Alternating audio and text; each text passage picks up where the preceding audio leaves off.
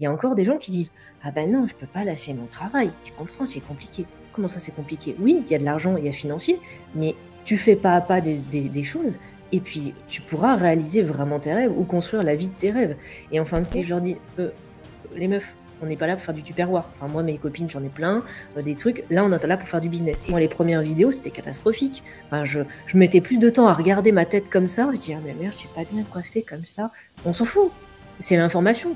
Même toi, tes premières vidéos, tu vas dire, mais il est con le mec en face. Aujourd'hui, on a la chance d'accueillir Déborah, une entrepreneuse super inspirante que j'ai rencontrée en 2017 au WED. Elle était sur scène et m'a impacté avec son histoire de combat contre la maladie et à quel point l'entrepreneuriat avait été une partie du remède pour elle. On parle bien évidemment de vivre de ses passions, de la création d'une agence web, du développement d'un média qui va faire des millions de vues sur les réseaux, de faire quelque chose qui nous plaît avant tout et de kiffer la vie. C'est parti pour l'interview super inspirante avec Déborah Daunier, la fondatrice de D-Design. Bonne interview à tous. Hello les amis, bienvenue dans cette nouvelle interview d'entrepreneurs, les gens qui créent l'impossible dans leur vie. Nouvelle émission, les entrepreneurs 2.0. Aujourd'hui, j'ai la chance d'accueillir une femme entrepreneur parce qu'il n'y en a pas beaucoup et c'est à chaque fois, ça me fait chier de le justifier. Tu vois, ça me fait chier de le préciser, mais c'est tellement important parce qu'il n'y en a pas beaucoup que c'est toujours un plaisir. Aujourd'hui, on a la chance d'accueillir Déborah. Salut Déborah, Salut Enzo, merci pour c'est un l'invitation. plaisir de t'avoir avec nous. Comme je le disais un petit peu en off juste avant, on s'est rencontrés en 2017. Et en 2017, on s'était dit, tiens, pourquoi pas, ça peut être sympa. Ça fait 5 ans. Ça fait 5 ans, on a gardé ce follow-up. Tu m'as follow-up il n'y a pas longtemps en disant, hey, peut-être maintenant c'est le bon moment. Et il s'avère que c'est le bon moment. Merci d'être avec nous, c'est un vrai plaisir de t'avoir. Eh ben, comme je te disais, merci. Et effectivement, 7 ans, pardon, 2017, 5 ans, Ouais. ça fait beaucoup, mais on a fait beaucoup de choses. On a réalisé beaucoup de choses. Et puis les entrepreneurs, on est passionnés. Il n'y a pas de vacances, c'est ce que je disais à un client il Exact. n'y a pas longtemps. Vous partez quand en vacances? Bah, j'y suis toute l'année. Vous travaillez quand? Bah, toute l'année, en fait. C'est un peu Ouais. ça. Effectivement, on va rentrer du coup un petit peu en détail dans ce parcours de cet entrepreneur touche à tout que tu es aujourd'hui. Tu as bien évidemment plusieurs casquettes. D'ailleurs, et c'est quelque chose moi qui m'intéresse vraiment qu'on voit ensemble aujourd'hui, c'est avec quelle facilité peut-être tu navigues à travers tes différentes casquettes qui sont pour le coup très différentes. Tu as développé un média dans le domaine de la santé qui s'appelle Prévention Santé, où on parle beaucoup de santé alternative, sur lequel tu rebondis d'ailleurs sur tes situations, ton vécu personnel et plein de sujets qui t'intéressent. Tu es reportrice, journaliste pour la tech, principalement dans le domaine de WordPress. Tu travailles pour différents webzines, c'est comme ça que ça s'appelle, des sites d'actu en ligne. On aura l'occasion d'en reparler. Tu es chef d'entreprise à la tête d'une agence. Tu vois, c'est une agence tech, c'est plutôt une agence com, c'est plutôt comment est-ce que tu définis ton agence web? Comme WordPress, c'est vrai qu'on fait beaucoup de com. C'est la stratégie du projet web, de façon générale, avec une spécialité WordPress. Bref, une chef de projet web touche à tout avec 13 ans d'expérience aujourd'hui. C'est il y a 13 ans que tu as créé ton auto-entreprise, c'est ça? C'est ça. Et Le du coup, statut venait de sortir il y avait 3 jours. on va revenir sur tout ça aujourd'hui. C'est un vrai plaisir de t'accueillir. On va revenir bien évidemment sur les millions de vues à travers ton média santé, à des partages hyper techniques avec des experts qui sortent un petit peu de leur grotte, de ta passion pour la radio, mais aussi de ta passion pour la pizza et pour les tortues ninja. Je te propose que on se lance, on y va. C'est parti. Avant d'être cette super-héros du web, c'était quoi ton rêve de gosse à toi, Déborah? Mon rêve, j'avais envie de partager à des millions de personnes, mes émotions du moment. Alors à l'époque, il y avait pas les chaînes YouTube, il y avait pas Mmh. les radios, libres, on pouvait pas faire des vidéos facilement.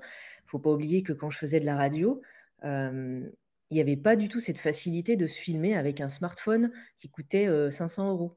Il y avait pas de facilité de communiquer à travers un ordinateur. Il y avait les vieux IBM et en fait, c'était que les gros chefs d'entreprise de plus de 60, on va dire seniors, qui pouvaient avoir un ordi dans le train. Et moi, gamine, je regardais ça, je disais: «Mais en fait, j'ai envie de rencontrer le monde, de partager, mes coups de gueule, mes galères, et en fait, surtout travailler la voix». C'est pour ça que je me suis dirigée à l'époque, dès l'âge de 13 ans, vers la radio. Comment ça te vient, cette envie de partager cette passion, pour la communication? Alors, c'est venu vraiment concrètement à travers, donc la radio. J'ai rencontré il y a toujours des bonnes rencontres, hein, il n'y a jamais de hasard dans la vie. Et à Grenoble, donc parce que moi je me situe principalement à Grenoble, même si je suis un peu, nomade, Ouais, tu es digital. devenu nomade par la suite, ouais. Exactement. Et donc je rencontre des belles personnes qui me disent: «Bah tiens, est-ce que tu veux faire une émission, italienne?» Donc en bonne italienne du sud, napolitaine, donc fan de pizza forcément. Et je me dis: «Bah, tiens, c'est une bonne entrée en matière à 13 ans». Et puis j'y vais, tu sais, je gonfle le torse, la poitrine et je dis: «Ouais, trop bien, je vais faire mon super podcast. Tu as 1 minute pour faire une insert», 13 ans, hein. Et là, je dis: «OK». Et là, il y a un blanc de 15 secondes et le mec, il me dit: «Mais qu'est-ce qui se passe en fait, tu parles pas?» Et je dis: «Ah bah non». Donc tu vois, entre l'envie et la réalité, bah, souvent tu te dis, bah, c'est pas vraiment pareil. Et un blanc de 15 secondes en radio, c'est énorme. Mmh. Déjà même 3 secondes, c'est énorme. Donc du coup, j'apprends vraiment, le métier de la communication, orale. Donc ce qui me plaît, je vais aller faire plein de stages dans des radios très connues, mais c'est pas le but d'aujourd'hui de le dire. Et du coup, je me confronte sur le terrain. Donc première grosse expérience. Et puis étant plus jeune, j'ai fait beaucoup d'arts martiaux, ce qui a fait aussi notre passion et notre lien aujourd'hui. C'est que je t'ai beaucoup suivi dans ton parcours, dans tes déplacements. Et c'est vrai que les arts martiaux m'ont fait comprendre qu'il fallait une certaine stabilité, même si on a des passions tous les jours, des envies, des choses à faire, à transmettre. Il y a besoin d'avoir un certain ancrage qui est important dans n'importe quel chef d'entreprise. Et il y a aussi l'histoire de mes parents, puisque mes parents avaient une concession automobile et j'ai toujours été noyée dans l'entrepreneuriat. J'ai jamais vu mes parents salariés. Donc forcément, le modèle était juste, parfait. Alors c'était dans la mécanique auto. Moi, j'ai pas suivi, j'aurais pu, hein. Il y a beaucoup de femmes qui sont, dans cette approche-là, dans cette thématique, mais c'était pas du tout mon créneau. Et puis le Mmh. web a toujours été ce fil conducteur, donc j'ai envie de dire la communication, mais surtout l'outil, web, puisque à 6 ans, je démontais déjà mon premier ordi. Bon, j'arrivais pas à les remonter, donc mon père, bien sûr, était un petit peu embêté, quand il fallait, réouvrir le lundi matin, le garage. Mais voilà, ça a été vraiment ce chemin, ce fil conducteur qui m'a amené à une réflexion et bien sûr à la création de mon auto-entreprise qui est évident puisque moi j'ai fait 3 années de salariat pardon, 3 semaines de salariat et au bout des 3 semaines, c'était juste évident que c'était pas fait pour moi. Aussi bien pour mon envie, ma réalisation, mon impulsion de vie et puis, le travail en équipe me plaisait pas à ce niveau-là. On reviendra de toute façon sur, les la 1re boîte, les premiers débuts, cette impulsion-là. Cette passion pour la com ou cette première émission, à 13 ans là, qu'est-ce qui va motiver ça? Qu'est-ce qui fait que tu te retrouves dans cette situation? Alors, ce qui fait, c'est que c'est surtout, j'avais du mal à l'école à me retrouver dans des matières, spécifiques, tu vois? C'est soit on aime l'histoire géo, soit on aime les maths, soit on aime le sport. Moi, il y avait pas une matière qui me correspondait à 100, qui me Mmh. représentait surtout. J'avais envie de communiquer. Bon, il fallait trouver un outil, donc le web a rapidement été là. En même temps, j'avais envie de le diffuser à plein de personnes. Bon, encore une fois, les outils de l'époque étaient pas forcément adaptés. Et j'avais envie simplement d'échanger avec une personne. Alors je me suis dit: «Peut-être que je serai formatrice». Oui, mais alors prof, à l'époque, il fallait être prof, c'était bien, ou il fallait être médecin. C'était un peu la voie tracée. Et c'est vrai que j'avais cette intention d'aller, vraiment à la rencontre du monde entier, en fait, hein. Alors, après évidemment, on en parlera, mais il y a les vidéos qui se sont mis en place et YouTube et tout ça. Mmh. Mais c'est vraiment cette impulsion de vie. Et si on peut faire un petit clin d'œil astrologique, je suis du signe du Gémeaux, donc c'est la communication où on a besoin de s'exprimer et j'aime avoir cette reliance avec, les personnes et surtout m'imprégner de leur parcours et comprendre. Parce qu'en fait, on apprend des autres à n'importe quel niveau, je dirais même jusqu'à la fin de nos vies. Et j'avais besoin de cette nourriture, professionnelle, émotionnelle, affective pour pouvoir aller, moi, être, à ma petite manière, à 13 ans, acteur et s'intégrer un petit peu, dans le quotidien des gens. On a la sensation quasiment que ça fait, partie de toi. Est-ce que c'est le cas et c'est comme ça que tu le ressens ou que tu le vis ou peut-être même tu te poses même pas la question à ce moment-là? À Ou, 13 ans, il je y a me il y a il y a posais des éléments sur ta route qui vont faire que? Alors à 13 ans, je me posais pas la question. Je sais que j'avais cette sensation, ça fait un peu cette, Tu sensation avais comme les envie, enfants quoi. Point. oui, mais tu sais comme les enfants autistes, Asperger, HP. Alors j'étais pas dans cette, catégorie, mais c'est vrai que j'avais un côté incompris et en même temps, j'avais envie de transmettre et c'est comme si tu voulais aller faire une intention, mettre un pas en avant et on te faisait reculer parce que le système ne le proposait pas. C'est d'ailleurs pour ça qu'à la fac, j'étais hyper heureuse de pouvoir choisir mes matières et faire vraiment ce que je voulais avec un parcours vraiment tracé et personnalisé, comme je le souhaitais. C'est-à-dire un C'est peu de tout, quoi, mettez-moi toutes les matières et on verra plus tard. beh, c'est ça et d'ailleurs, si je te détaille mon master, c'est exactement ça, ma licence, mon master, c'est que j'avais envie d'être touche à tout et de tout maîtriser, façon de parler, même si on peut pas tout faire, mais Mmh. surtout avoir ce tronc commun d'être, le on va dire le porte-parole, la voix, le trait d'union, comme, disait un de mes clients, et ça peut vraiment, représenter mon parcours. Plus tard, mes problématiques de santé ont fait qu'il y a eu une prise de conscience énorme, mais ça, on en parlera peut-être un peu plus en détail après. Beh, justement, à mon avis, ça a été quand même un espèce d'accélérateur pour tout ton parcours. Nous, on s'est rencontrés du coup au WED, le Web Entrepreneur Day, entrepreneur. créé par Morgane Février et Antoine Pétavin en 2017. C'était un de mes premiers événements business. Euh, C'était un format une journée, des formats courts, TEDx, avec des gens qui vivaient déjà de leur activité sur Internet, qui étaient déjà soit influenceurs, soit professionnels du web. Et tu montes sur scène. Et moi, je me souviens que tu vas me toucher avec une histoire, avec un storytelling, ton histoire d'ailleurs. C'est touchant, c'est émouvant. Et de ce que moi, je m'en souviens aujourd'hui, c'est un peu vieux quand même, 5 ans, euh, il y a il y a ce why, quoi. Il y a cette espèce de force, d'énergie où on va voir un petit bout de femme comme ça, tout mignon, tout inoffensif, avec une espèce de putain de force de malade, tu vois, et qui va ressortir où on a l'impression que tu vas manger le monde, casser tous les murs qui vont se mettre sur ta route. Euh, Raconte-nous, du coup. Raconte-nous un peu ce truc de la maladie et peut-être de cette force que tu vas trouver, que tu vas découvrir, que tu vas créer. 2017, quand on s'est rencontrés, j'avais déjà bien évolué sur mon état physique, état de santé. J'étais pas encore très à l'aise sur le public. Quand je vois plein de défauts, mais effectivement, cette personnalité, cette fragilité qui était aussi un peu innocente et ça m'a permis aussi en premier gros exercice comme toi, même si ça faisait déjà, 8 ans, 2009, ouais, 8 ans que je travaillais à mon compte, mais je me mettais pas face au public, me confrontais pas en fait, me mettais pas face à Hmm. l'exercice. Donc je remercie, Morgane qui m'avait proposé, hein, parce qu'elle me dit: «Mais t'inquiète pas, c'est pas grave, tente, va dans l'arène». Et c'est chouette et ça a été aussi un déclic et en vous voyant vous, alors toi évidemment, voilà, j'ai eu un super feeling, Antoine aussi, c'était juste, waouh, OK, il y a des gars qui font ça, ils sont simples, ils ont pas d'ego, ils ont envie de foncer comme moi, c'est chouette. J'ai envie que ça soit mes copains entrepreneurs et on va faire des belles aventures. Et du coup 2009, ça a été vraiment l'année un peu de la fracture.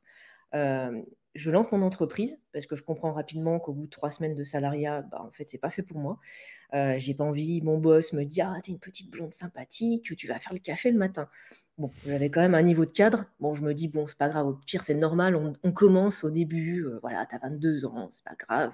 Et puis je vois bien, comme dans les séries, genre, le diable s'habille en Prada, il vient poser les dossiers qui s'accumulent et il me dit je lui dis: «Mais c'est 18h30».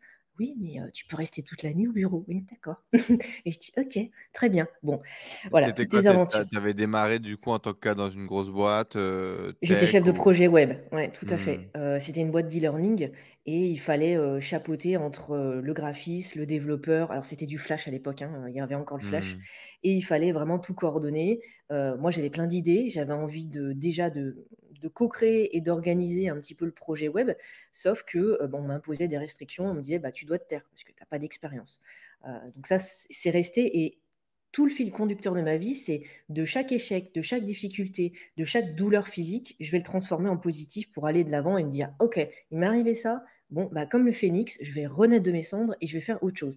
Quand j'en parle autour de moi, les gens me disent: «Ah mais pas tout le monde pense comme ça». Moi, je pensais à l'époque que tout le monde pensait comme ça.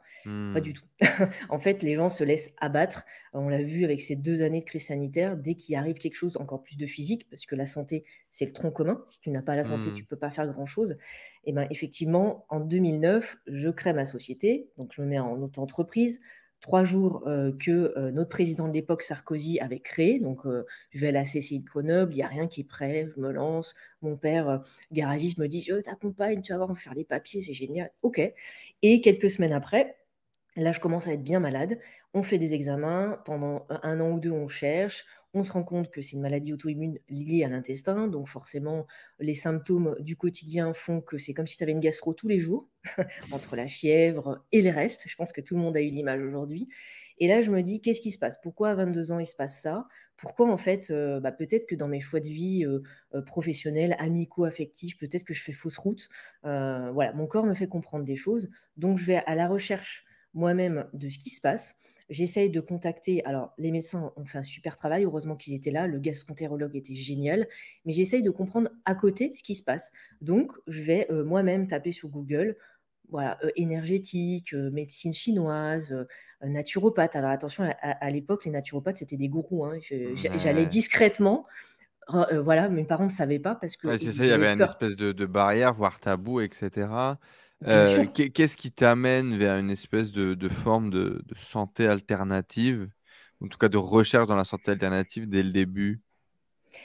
Alors, mon T'as éducation, l'impression qu'il enfin, manque des infos, t'as l'impression qu'on ne sait bah, pas tout, t'as j'ai l'impression. l'impression que je suis pas complète. J'ai l'impression qu'il y a d'autres solutions. Prendre un traitement, plus ou moins lourd selon l'état de santé, c'est bien. Quand on me dit: «Bah, tu pourras plus te faire de sport de haut niveau», puisque je faisais du taekwondo, donc on me dit: «Bah, tu arrêteras». Comment ça? Je viens d'être ceinture noire, qu'est-ce qui se passe? Pourquoi on s'arrête là, en fait? J'ai 22 ans, j'ai une rage de vivre, j'ai toute ma vie devant moi, j'ai pas 90 ans. Donc j'essaye de me dire: «Tiens, il y a peut-être d'autres choses». Et puis ma grand-mère, qui a vécu jusqu'à 96 ans, me dit, petite: «Si tu as un problème, peut-être que les plantes peuvent t'aider». Donc, tu sais, à l'époque, tu allais dans le jardin et tu faisais des décoctions. Nous, quand on n'était pas bien, région de Grenoble, on prenait de la chartreuse, on faisait un grog, le lendemain, tu avais plus de grippe, hein, c'était fini. Hmm. Du coup, je me dis: «Tiens, peut-être que, mamie, elle avait peut-être raison à l'époque, Ok, je vais ouais, aller me ta renseigner». grand-mère, on va dire, qui t'initie gentiment à la sorcellerie Exactement. moderne, quoi. Hmm. C'est exactement ça.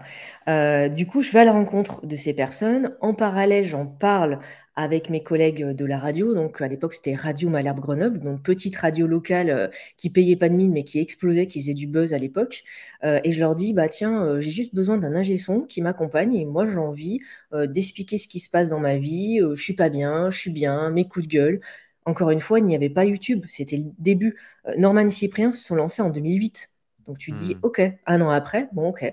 Donc on avait notre webcam de l'époque en radio avec une pauvre webcam, catastrophique. On essayait de faire du son. Enfin voilà, j'essaye de replonger, tous tes auditeurs dans le contexte et donc Nikos, mon collègue de l'époque me dit: «Bah allez, on fait une émission lundi, tu débats, on voit qui c'est qui prend».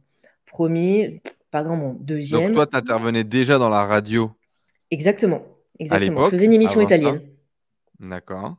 Et là, et du coup, tu rebondis sur le média pour justement parler de ces problèmes de santé, parler de ce que tu vis, des tests que tu fais, etc.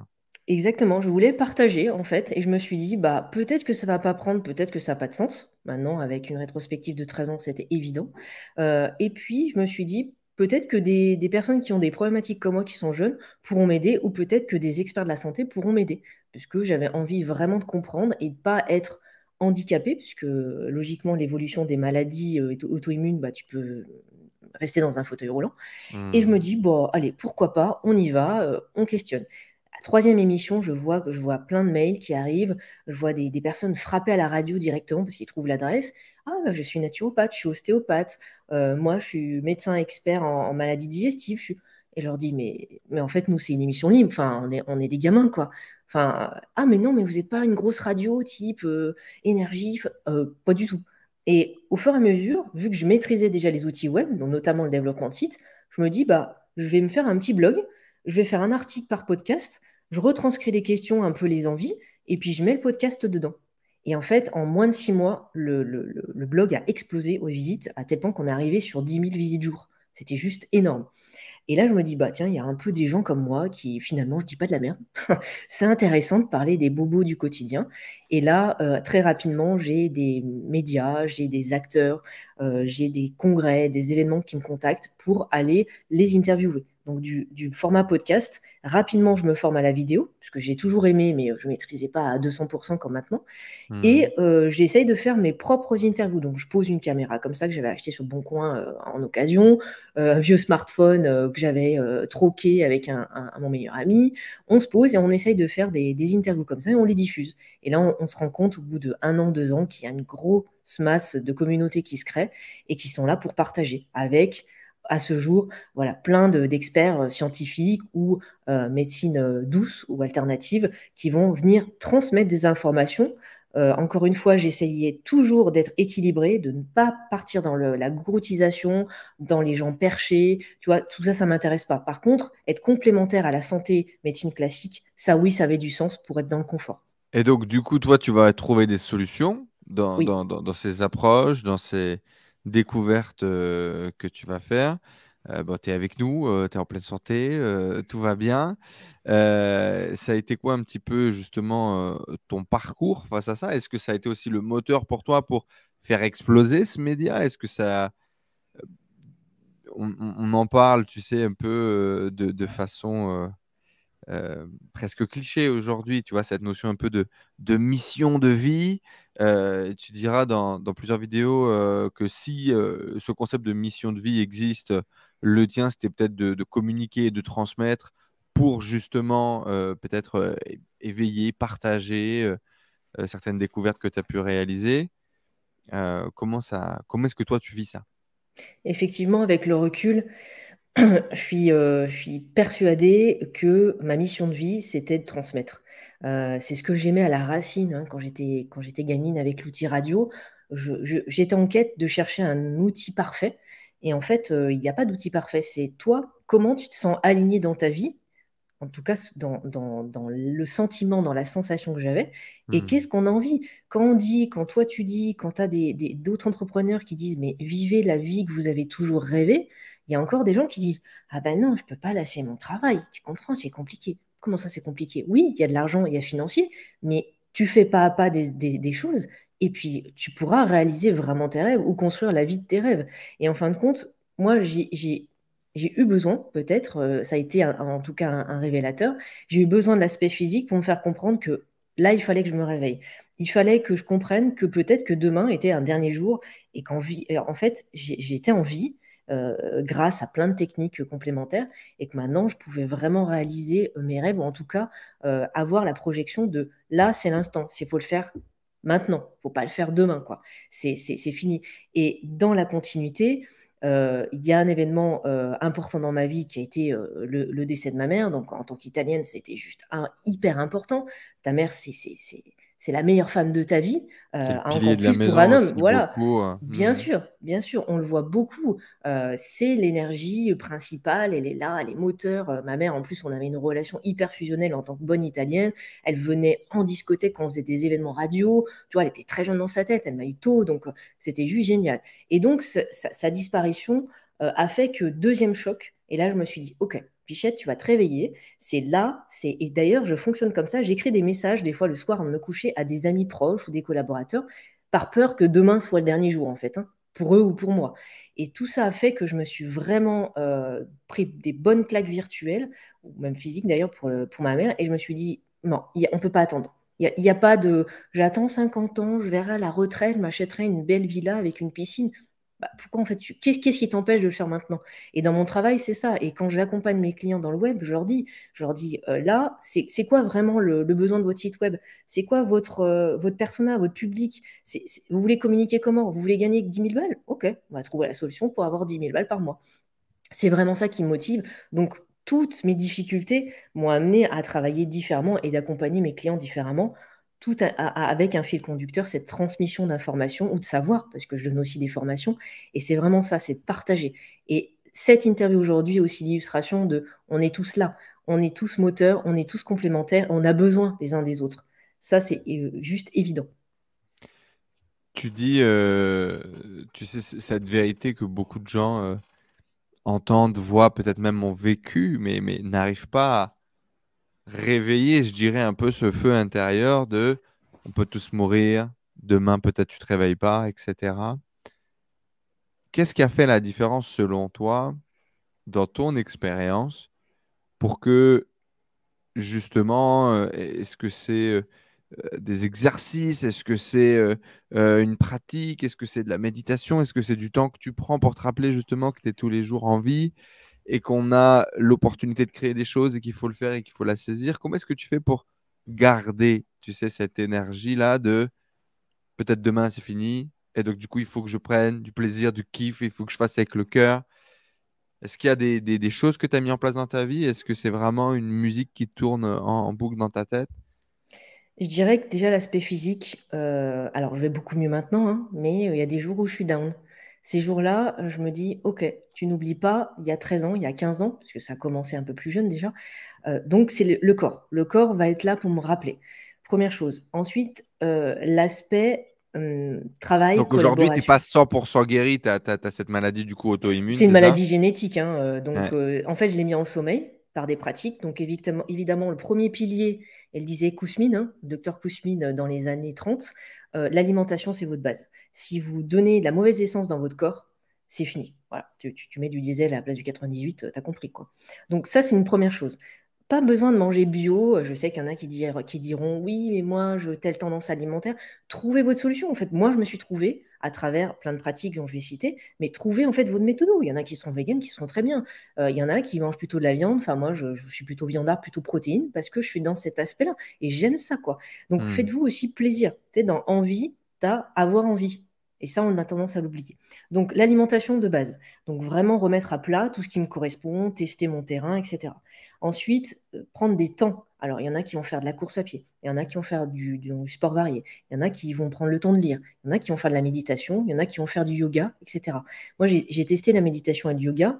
Moi, je dirais plus de la pleine conscience, parce que moi, je m'endors très rapidement. Donc, du coup, la méditation a tendance à m'endormir. Mais du coup, je me mets dans des moments où je ne pense plus à rien, juste à écouter, tu vois, voir ce qui se passe. Ça peut être court, mais ça m'aide méthodo. La musique m'aide beaucoup aussi. J'ai besoin de mettre dans cet esprit de créativité et ce temps de pause.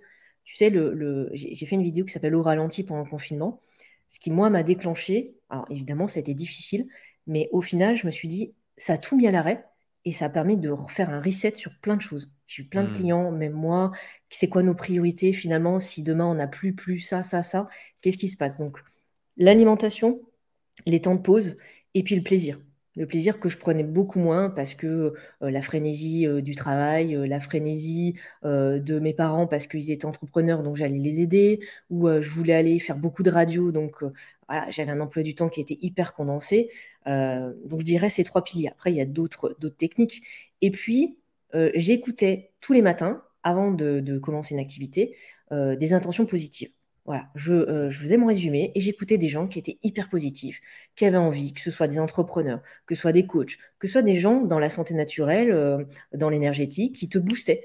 Et cette petite intention, je suis persuadée, et là je suis pas folle, hein, je pense que toi tu le partages à certains niveaux, si on met de l'intention positive, de l'engagement, etc., ça démarre ta journée et ça t'amène à cette réflexion. J'aime beaucoup Lise Bourbeau qui est au Canada maintenant, elle a 80, je pense, passé. Et elle disait qu'en fait, on a tous des blessures et que si, en fait, tu te nourris par des intentions positives, c'est-à-dire tu te projettes, tu dis, bah voilà, dans 5 ans, je vais avoir 2 entreprises. Dans 3 ans, je vais être mariée, je vais avoir 2 enfants. J'aurai une maison dans 6 mois, etc. Si tu le te dis tous les jours, ton corps, ta biologie va faire que tu vas tout mettre en branle pour le réaliser. Et ça m'a vraiment aidé. C'est tout bête. Au début, je me suis dit, ils sont tarés, ces gens. C'est des gourous. Et en fait, pas tant que ça. Et c'est des coachs, hein, reconnus. Il y en a plein qui font ça. Lise Bourbeau aujourd'hui, c'est quoi? C'est des centaines de milliers d'exemplaires vendus, je pense, sur son bouquin Les Oui, 5 blessures de l'âme. Tu avais eu l'occasion d'en faire de l'interviewer d'ailleurs, ou de discuter avec elle? Exactement. Hmm. Elle avait fait un livre qui s'appelait Waouh, je suis Dieu, tu l'es aussi. Donc, je l'avais lu. Je dis, mais en fait, cette nana, elle est hyper catho. Alors, je suis pas contre les religions, c'est pas ça, mais il faut s'adapter à tout public parce qu'en fait, on est Hmm. tous des frères et sœurs dans cette planète. Et en fait, pas du tout. Elle t'explique que bah, toi aussi, tu peux avoir une position haute, une position forte, et que toi aussi, tu peux être Dieu, en fait, par rapport à d'autres positions. On est toujours à des niveaux différents en fonction de ce qu'on fait. Donc, Lise Bourbeau, j'ai beaucoup aimé des entrepreneurs de notre âge, David Laroche, qui a explosé et Hmm. waouh et bravo à lui pour ce qu'il a fait. Bien sûr, il y en a d'autres, il y a Anthony Robbins, il y a Franck Nicolas. Enfin, en fait, je pense qu'il n'y a pas de bons coachs, de bons gourous, de bons experts dans le web. Il y a des personnes qui t'inspirent et qui vont t'amener sur une certaine voie pendant un parcours donné et qui vont t'entraîner. Toi aussi, je suis sûre qu'il y a des gens qui doivent dire tu m'inspires, tu me motives tous les matins, je regarde ton interview, je lis tes posts. Et c'est ça qui est chouette, c'est qu'on va tous être le moteur de quelqu'un d'autre derrière. Écoute, c'est très très drôle. C'est très très drôle. Je vais rebondir du coup là-dessus. Quand on a commencé cette interview à 10h10 au lieu de 10h pour moi, 11h pour toi. Et j'étais du coup dans ma morning routine. Et donc en ce moment, j'ai repris, tu sais, des petites pensées comme ça. Pour tous ceux qui sont sur l'audio, je vais vous dire ce que c'est. Pour la vidéo, vous l'avez vu. Donc c'est le bouquin qui s'appelle c'est Daily Stoic. Donc c'est une citation stoïque par jour. Et la pensée du jour, du coup, c'était When good men do nothing. Et donc, Marc Aurèle, à travers cette citation qui est Often injustice lies in what you aren't doing, not only in what you are doing. Nous explique que parfois, c'est souvent dans des hommes bons qui ne font rien face à des injustices. Ça crée du coup le evil, ça crée le mal. Et donc, il dit que ce n'est pas suffisant de juste ne pas faire le mal. Il est nécessaire que vous soyez une force du bien dans ce monde. Et je trouve ça hyper en résonance avec ce que tu viens de dire, cette idée de juste partager un peu de lumière, de soleil, et sortir de cette posture qui est une posture dans laquelle j'étais pendant un moment, je t'avoue je crois que je suis, je pense que je suis quelqu'un, je pense que je suis X, Y ou Z, et donc du coup, j'agis depuis cette posture, depuis cette croyance. Non, pas du tout. Tu es Dieu et à la fois tu es personne, on n'en a rien à foutre, juste, tiens, je trouvais ça drôle, tiens, je trouve ça intéressant, tiens, aujourd'hui je vis, je ressens ça, et si ça peut servir à quelqu'un, alors ça servira, tu vois. Et moi, ça a été vraiment, bah, tu vois, un peu un chemin par lequel je suis passé et où je m'autorise aujourd'hui, justement, bah, effectivement, à partager de la lumière, à inspirer des gens, sans finalement que ça vienne trop embaumer mon ego, tu vois. On passe tous par un ego. Quand on est jeune, on est bourré d'ego. Et heureusement qu'on a ça, parce que ça nous C'est le motive à moteur. faire Hmm. des actions. Et puis, il faut se confronter. Alors, je dis pas de souffrir. Encore une fois, j'ai pas envie que les gens soient malades pour qu'ils percutent comme moi, hein. Pas du tout. S'ils peuvent éviter, et je leur souhaite toute ma bienveillance et toute ma gratitude là-dessus. Mais n'attendez pas que ça soit catastrophique dans votre vie. Prends l'exemple d'une. Alors, la santé, c'est les femmes, les maladies de la femme. Elles se rendent compte qu'il faut changer de vie, ou ça va être des séparations douloureuses, ou ça va être la perte d'un être cher. Et là, tu déclenches et tu dis, bah, pourquoi en fait j'ai ça? Et c'est ou à la retraite. Voilà, t'as des gens qui switchent et qui disent, ah, moi je vais à la retraite, maintenant je fais autre chose. Mais pourquoi t'as attendu tout ce temps-là? Pourquoi en fait peut-être qu'avant? Alors c'est sûr que la culture fait que nous on est un peu plus dans cette ère-là, Hmm. dans les années 2000, On a le choix, on a voilà, la etc. possibilité, quoi. Bien sûr, avant c'était différent et il fallait travailler, ramener l'argent à la maison. Surtout, souvent la femme ne pouvait pas travailler parce qu'en plus elle avait les enfants, etc. Et la société ne lui proposait pas. Donc forcément c'est une chance. Et rien que ça, tu le disais en début, des chefs d'entreprise qui ont réussi. Alors réussi, c'est un grand mot parce qu'il y en a réussir, Bah, c'est faire 50 000 euros. déjà qu'ils sont pas morts, c'est déjà pas C'est ça. mal. Exactement. Mais c'est vrai que là, dans cette idée-là, dans la réussite, dans l'accomplissement et la durée, parce que j'ai une fois un client qui m'a dit, Ouais, ah, c'est mais ça. vous avez fait quoi dans votre vie? Alors, je trouve ça très bien de se reconvertir, je trouve ça hyper chouette. Voilà. Bon, ma collaboratrice, elle s'est reconvertie, elle était au service client, tu vois, elle est passée dev WordPress et maintenant elle a des super clients, elle réalise ses rêves. Donc la reconversion, c'est aussi une épreuve et c'est OK, je mets tout de côté, je lâche prise et puis je verrai ce qui se passe. Donc ça, je trouve ça chouette. Mais un client me disait, mais vous avez fait quoi dans vos vies? Vous avez fait que ça? En fait, je lui dis, c'est ma passion, c'est ce que j'aime et sur différentes formes parce que demain, il n'y a plus WordPress, je ferai toujours la même chose. C'est juste que Hmm. l'outil va changer mais Ouais, bien le tronc sûr. commun sera toujours là. Et oui, j'ai toujours fait ça parce que c'est ce qui m'anime, avec des variations, des outils différents, mais c'est toujours là, quoi. Ouais, et puis, justement, dans ce que je disais avant, qui était le fait de ne pas mourir, il y a aussi ça. Il y a aussi la résilience, la capacité à pouvoir développer une activité, d'être entrepreneur et de réussir à perdurer 10, 20, 30 ans, parfois se réinventer, parfois effectivement changer de véhicule, parfois changer d'outil, mais on est toujours là et on continue de se développer. Alors justement, avant de fermer un petit peu cette parenthèse santé et d'attaquer un peu plus la partie entrepreneuriale, développement de business, ta casquette de chef d'entreprise, qu'est-ce qui t'a le plus choqué dans ton parcours, on va dire, lié à la santé, lié au développement d'un média santé alternatif? Est-ce que c'est les médias traditionnels? Est-ce que c'est les positions de notre État souverain? Est-ce que c'est qu'est-ce que tu as pu découvrir? Qu'est-ce que tu as pu voir? J'ai pu voir qu'il y avait un manque de reliance, je reprends ton mot, un manque de lien entre la santé classique, qui heureusement elle est là, la science, j'ai vu qu'il y avait deux frères siamois brésiliens qui, grâce à 30 heures de chirurgien, ils ont réussi à séparer deux siamois, qui est juste impossible. Et je trouve que la science fait des choses remarquables, et heureusement qu'on a des experts pros de la santé qui sont là pour réaliser ces belles choses, pour faire des prothèses, pour faire des interventions. Rien que les prothèses de dents, tu vois, enfin, je veux dire, nos grands-parents à l'époque avaient un trou, hein. Donc ça, c'est juste extraordinaire. Demain, je le dis souvent, je dis beaucoup à mes clients naturaux, demain, vous avez un accident, vous avez le bras arraché, vous allez faire quoi? Une méditation? Non, vous allez à l'hôpital. Bon, même si le système en ce moment est pas bien depuis la crise sanitaire. Donc oui, heureusement qu'il y a ça. Par contre, il y a ce manque de connexion, ce manque de lien avec la santé alternative ou médecine douce, peu importe le terme, pour Hmm. aller soulager le patient. J'ai vu des opérations sous hypnose, sans médicaments, sans euh, traitement, qui ont réussi à 99,9% et la personne ne pouvait pas recevoir une injection justement chimique pour subir une opération. Et ça, je trouve ça génial. On appelle ça la médecine intégrative. Et pourquoi on n'utilise pas ces deux alliés-là, on va dire deux clans, pour accompagner le patient à 100%? Le Covid, on a vu, alors nous on est jeunes, on a des effets indésirables, mais ok, on peut y aller, on est vacciné, ok, on a une super révolution, mais pourquoi on n'irait pas aller se soulager avec de... Alors l'homéopathie, c'est un sujet qui est un peu tabou, mais des plantes chinoises, par exemple, les Chinois utilisent ça depuis des millénaires.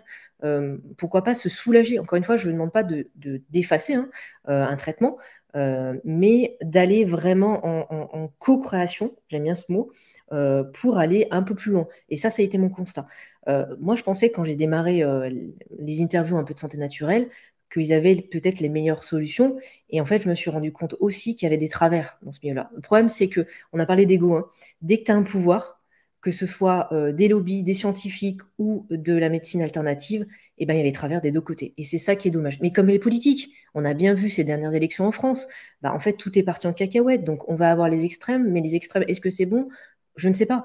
Et c'est ça, en fait, qui, moi, m'a un peu attristé dans mon parcours, c'est qu'il y avait énormément de personnes passionnées, bienveillantes, être là pour l'aidant, enfin être aidant et être dans le soin ou l'accompagnement. Mais oui, il y a les travers des deux côtés. Donc, il n'y a pas de très bonne solution. Je pense qu'il faut prendre un peu de tout et faire sa propre sauce. C'est Et comme faire sa tambouille. Hmm. les régimes alimentaires. Je suis pas sûre que d'enlever totalement un aliment, à part si tu es vraiment malade, moi je sais qu'il faut que je fasse attention au gluten, au lactose, mais c'est pas pour autant que j'ai tout enlevé de mon alimentation. Au compte, déjà, c'est un plaisir. Bah, j'aime le pain, j'aime la pizza, tout ça. Par contre, je sais que quand j'en mange régulièrement ou je fais attention, je reste chez moi ou voilà, j'ai un traitement. Donc oui, ça serait plutôt ça, c'est cette reliance qui m'a un petit peu attristée. Après, à côté de ça, ça a été que du plus et de l'accompagnement à 200%. Et les lobbies, le marketing, la communication sur des trucs qu'on te fait croire comme bons, qu'ils ne le sont pas forcément. Les produits laitiers sont nos amis pour la vie. Voire Ah, encore pire, tout ce qui est médicaments aujourd'hui à coup de vaccin ou on te fait passer, comment ils s'appellent là, ces cons qui nous ont fait le vaccin récemment là, sur le Pfizer? Covid. On te fait passer Pfizer pour l'espèce de héros international, les gentils de l'histoire, alors que depuis des dizaines d'années, ils se gavent en tuant des gens tranquillou, quoi. Comment Et est-ce qu'on arrive à prendre du recul là-dessus et aussi justement sortir un peu de ce biais, le monde est manichéen, tu vois? bah, c'est ce que j'ai voulu faire avec Prévention Santé, sur différentes pathologies, parce que la vaccination Covid, j'ai décidé de pas communiquer dessus puisque c'est un sujet Ouais. qui est trop sensible, vraiment trop sensible. On n'a pas assez de recul, même les experts, médecins, chirurgiens ou biologistes ne veulent pas, prendre position parce que c'est compliqué de parler de ça, surtout en France, hein, parce que moi je suis en France. C'est trop drôle d'ailleurs, tu avais interviewé Raoult Oui, en 2017. c'est ça et il parlait de la vaccination des enfants, hein, à l'époque, hein. Précurseur. Précurseur, bon maintenant il est hyper médiatisé, il passe chez, TPMP et cetera donc je lui ai demandé, hein, je lui ai demandé une interview et j'ai pas eu de réponse, donc Mmh. peut-être l'année prochaine, mais il a été précurseur et moi j'aime beaucoup. C'est un homme qui est très mesuré, qui te dit: «Voilà, moi je suis scientifique, c'est ça que j'ai testé en labo» et ça c'est génial. C'est comme pour le code, bah, j'ai testé ça, il y a ça qui s'affiche. En CSS, tu mets une couleur, il y a cette telle couleur qui s'affiche. Donc lui, Mmh. il t'explique, mais il t'explique aussi que oui, il y a pas beaucoup de personnes qui peuvent tolérer. Il y a des personnes qui n'ont pas besoin. Je ne suis pas sûre que l'enfant jeune de 13 ans n'ait besoin, mais ça c'est mon avis. J'ai pas d'enfant, donc je peux pas aussi avoir du recul.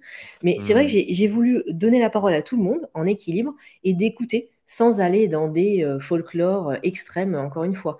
Mais effectivement, sur tout ce qui est santé de manière large, il y a un fossé qui s'est créé avec cette crise sanitaire.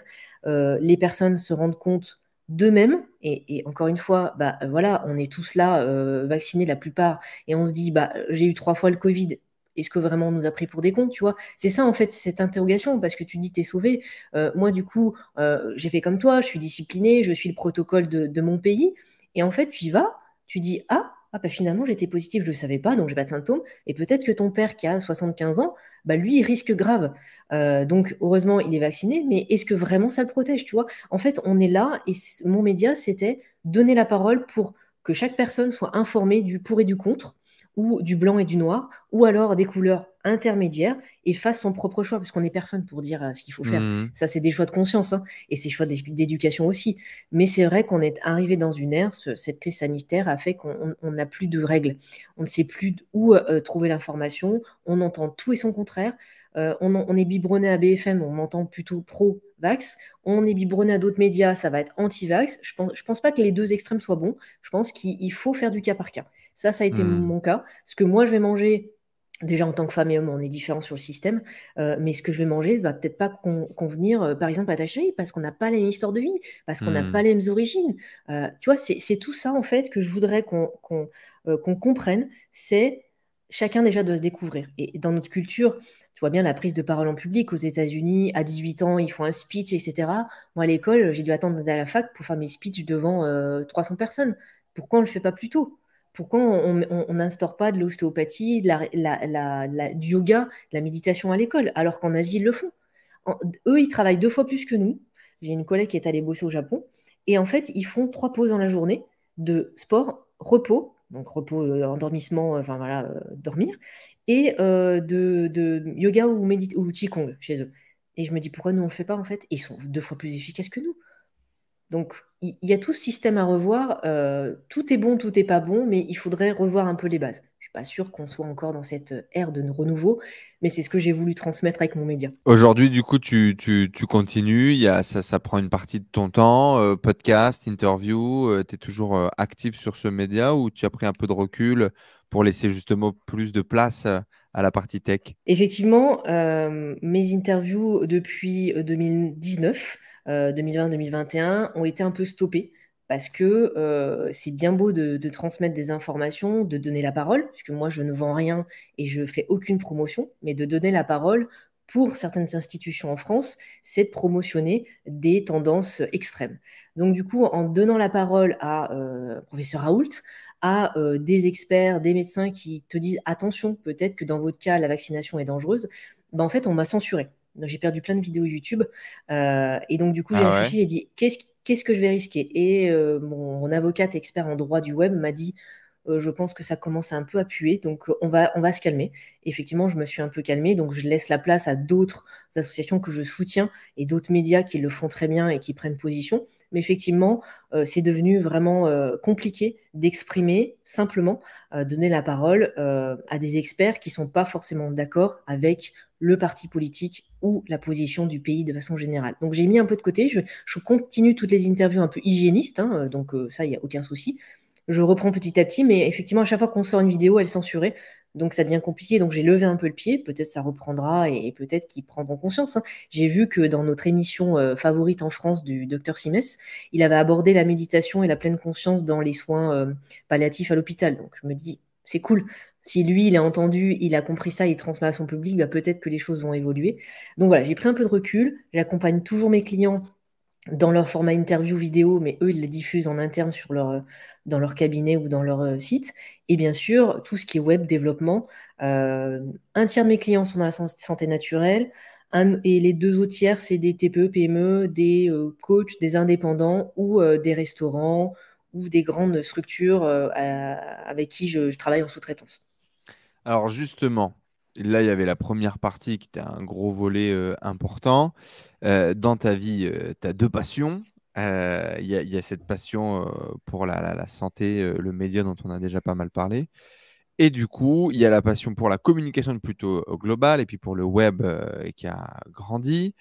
Du coup, tu t'es lancé en tant que, on va dire, freelance, chef de projet web en indépendant en 2019.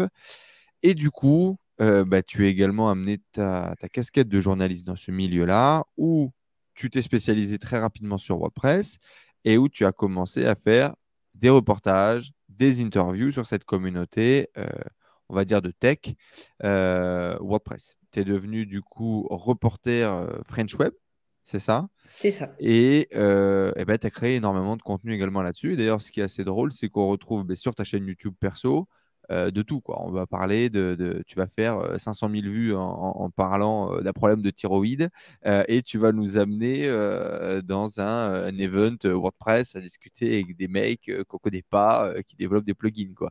Il y a vraiment, il y a vraiment ce truc à tous les niveaux. Du coup, raconte-nous un peu la création de cette agence web qui s'appelle D-Design. Bien évidemment, on mettra tous les liens partout autour de tout ça. Comment ça se passe, la création d'une agence, le développement? Est-ce que tu t'es d'ailleurs positionné tout de suite en tant qu'agence? Est-ce que tu t'étais positionné en tant que freelance? Comment est-ce que tu t'es développé dans ce milieu-là?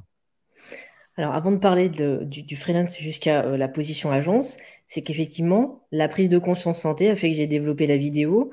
Puis, comme j'étais à mon compte et que j'allais découvrir la communauté WordPress, cette technologie qui a été évidente, puisque je codais de zéro avant de me mettre dans les CMS de type WordPress, et ben, je me suis dit, j'interviewe des gens de la santé naturelle ou santé classique, pourquoi pas interviewer des collègues que je vois aussi dans des événements. Donc, je faisais l'exercice. En fin de compte, pour moi, c'était le même exercice avec des thématiques différentes. Donc forcément, dans ma tête, je switchais de sujet entre le geek techos qui ne sait pas parler de son produit ou de son code parfait et l'expert en santé thyroïde, comme tu disais. C'est vrai qu'il faut faire une certaine gymnastique. Mais c'est ça qui me plaît en fait dans mon quotidien, c'est que chaque jour est différent, même si Hmm. le tronc commun est la com.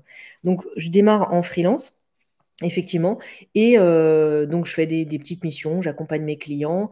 Et rapidement, je suis heurtée par le manque de temps, le manque de veille techno, parce qu'en fait, d'être comptable, chef de projet, graphiste, développeur, etc., enfin, ça fait beaucoup de choses. Donc, dans la communauté, je participe à des événements. Ces événements qui sont des WordCamp, c'est les événements officiels de WordPress. Je me dis, tiens, je vais peut-être aller rencontrer des collaborateurs, me faire des copains évidemment, ou découvrir des nouvelles technologies, nouvelles extensions pour les pros de WordPress et comprendre ce qui va se développer. Donc rapidement, je m'entoure de plein de freelances autour de moi et on travaille depuis des années ensemble et il y a une petite équipe qui se forme, à tel point qu'en fait j'ai une posture d'agence, mais j'ai aucun salarié. Ce sont tous des Hmm. freelances. Par contre, on a notre Asana, avec nos tâches de projet, on a notre Slack, on a aussi un Discord s'il faut échanger, etc. Et le lundi matin, on fait réunion d'équipe, on se dit voilà, qui fait quoi, sur quelle tâche, et je vais avoir la graphiste, par exemple l'expert en développement, celui qui est au support, et je vais avoir aussi l'expert en référencement. Et on va tous co-créer des projets ensemble. Par contre, mon client a toujours échange avec moi en tant que chef de projet, Ouais, c'est puisque toi le chef de projet, ouais. exactement, les personnes viennent pour toi en fait, hein. C'est pour ça que sur ma chaîne, j'ai fait le choix, niveau un peu branding, comme les gens me connaissaient. En fait, au début, j'avais mis Prévention Santé, puis après, j'avais mis mon nom, puis les gens tapaient des designs, et je me dis, bon, qu'est-ce qu'ils vont? Et en fait, le tronc commun, il tape mon nom. Quand j'ai fait des analyses avec des outils Google, je me dis, non, mais les gens, ils te cherchent toi. C'est comme toi. T'as beau avoir ton nom de podcast, ton société, etc. Ils vont te taper toi parce qu'ils aiment ça. Ils aiment ton énergie et ton parcours qui va derrière. Donc, voilà un peu l'évolution des designs. Sachant que maintenant, voilà, comme on est une équipe de 5 référents, bah, on peut faire vraiment des plus gros projets et même de la formation plus poussée qu'on pourra parlera peut-être après. Et donc, du coup, toujours sur le même format, tu vas commencer quoi? Tu vas commencer en tant que dev. Tes premiers clients, ils vont venir chercher du développement, ils vont chercher de la création de sites Ouais. internet. Et aujourd'hui, quel type de projet, quelles compétences, on va dire, t'amènes en premier à tes clients? C'est quoi ta force numéro un, quoi, on va dire, au niveau du développement web? Maintenant, c'est vraiment plus chef de projet et accompagnement stratégie web. C'est vraiment ce qu'ils cherchent. La plupart de mes clients ne comprennent même pas ce que c'est WordPress. J'ai cette grosse niche de clients qui sont débutants et qui veulent juste un site web et de manière générale un projet web, puisque dans le site web, ok, tu as une techno, mais tu as toute la réflexion. Par exemple, pour ton contenu ou ton logo, il faut réfléchir à la stratégie, à Ouais. l'identité visuelle, à ton persona, à ton public idéal, etc. Et c'est ce que je Des fais gens qui quand ont je des réalise. business physiques et qui veulent générer du business via Internet, et des gens qui ont des business sur Internet et qui ne savent pas générer de business, donc pas de trafic ou pas de visibilité ou ce genre de choses. C'est quelle typologie d'entreprise? Alors, c'était les 2 jusqu'à, la crise sanitaire. Maintenant, Hmm. c'est des personnes là, j'ai un client qui font une parapharmacie en ligne, puisqu'en fait, ils avaient lancé ça juste avant la crise. Ils ont arrêté, puisque le financement de la banque n'a pas été fait. Et du coup, ils se sont dit: «OK, bon, on est 3 de la famille, et ben, on va décider, de se lancer en ligne». Parce qu'en fait, en physique, ça va être une catastrophe. On l'a Hmm. vu. Donc avant, je t'aurais dit c'est 50-50, ce soit des projets, locaux avec, un restaurant, par exemple, allez, un magasin bio et cetera. Maintenant, c'est tout en ligne. Voilà, les personnes ont vraiment eu cette transformation digitale qui s'est passée depuis 2 ans. Hmm. Donc assez de niveaux. Mais ils viennent pour l'aspect global. Le premier rendez-vous, c'est un peu une séance de coaching où on va débriefer un peu comme avec un psy. Tu poses toutes tes poubelles et tu dis voilà, tout ce qu'il y a besoin, c'est ça.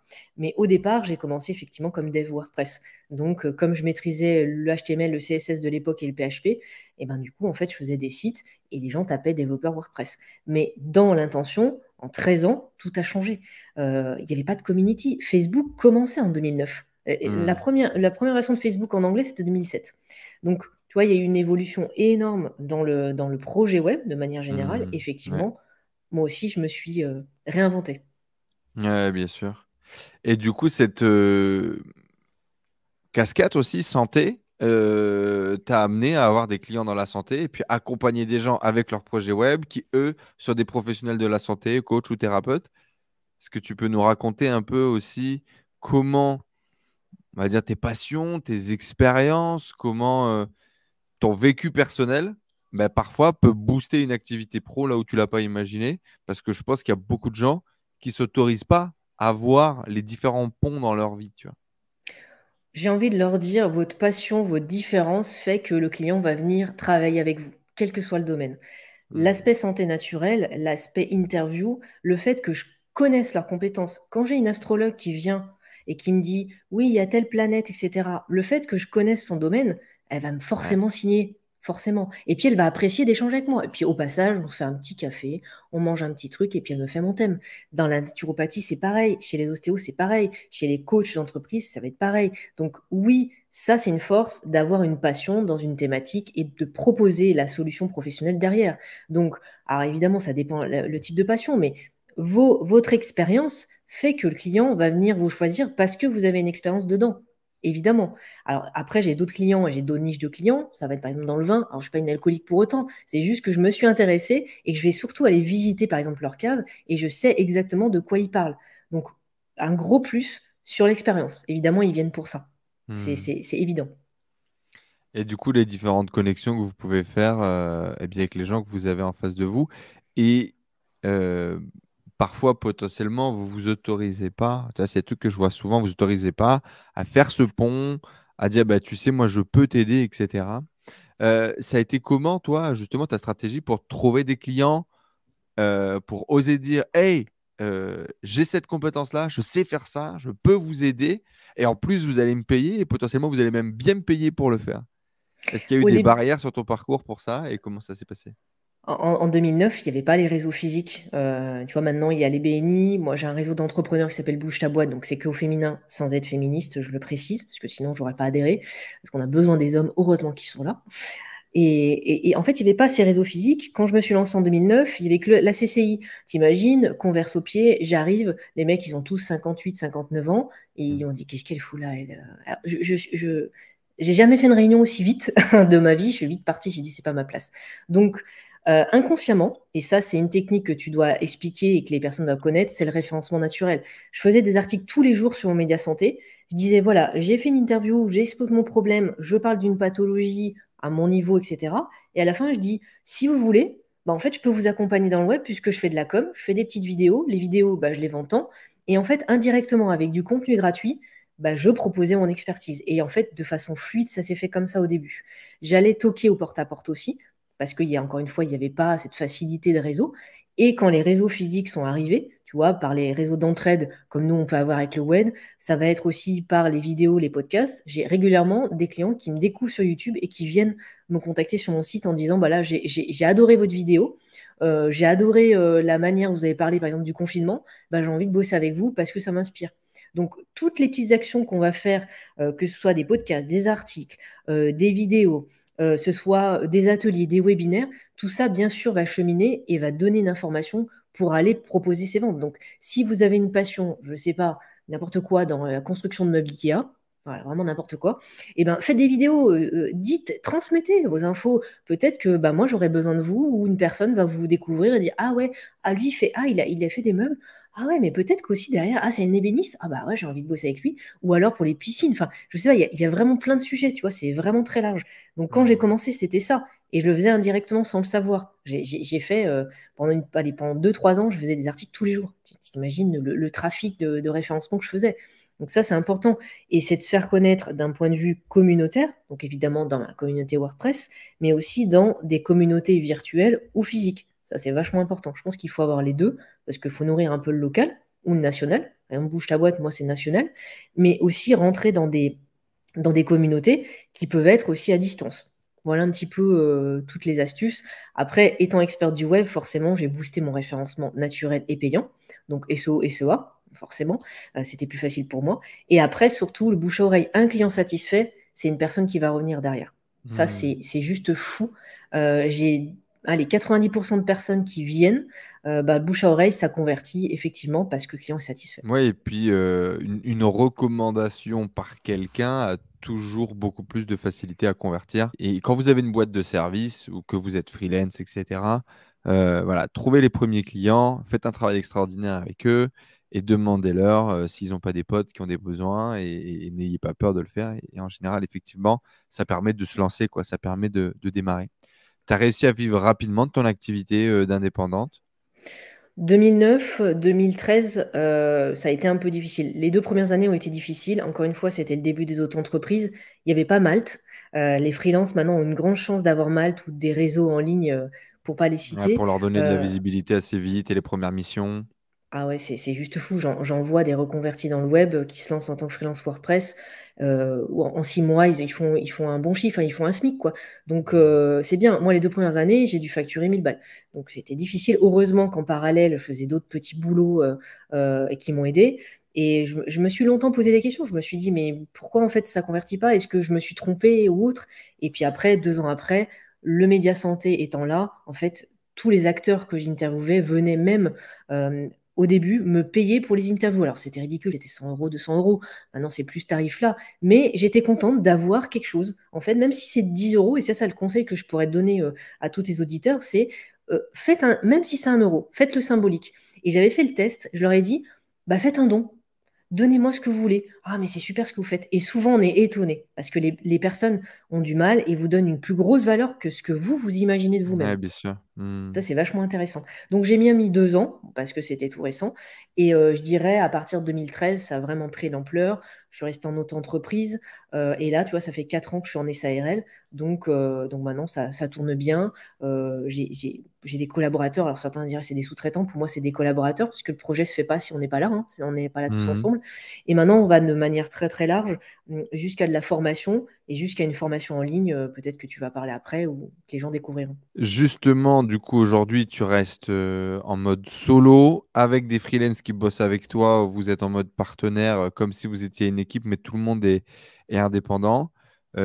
C'est une envie, c'est une décision. Tu restes en mode nomade. Est-ce que tu rêves de monter un bureau, d'avoir 50 personnes sous tes ordres, entre guillemets? C'est quoi ta vision, toi, justement, de l'entrepreneuriat, du type de boîte que tu veux développer? Le format agence salariée, c'est pas mon rêve du tout. Et il y a des grosses agences WordPress en France notamment qui le font très très bien. Et je leur souhaite plein de courage et plein de belles réussites. Je les ai vus encore à Porto il y a pas longtemps. C'est vraiment du boulot.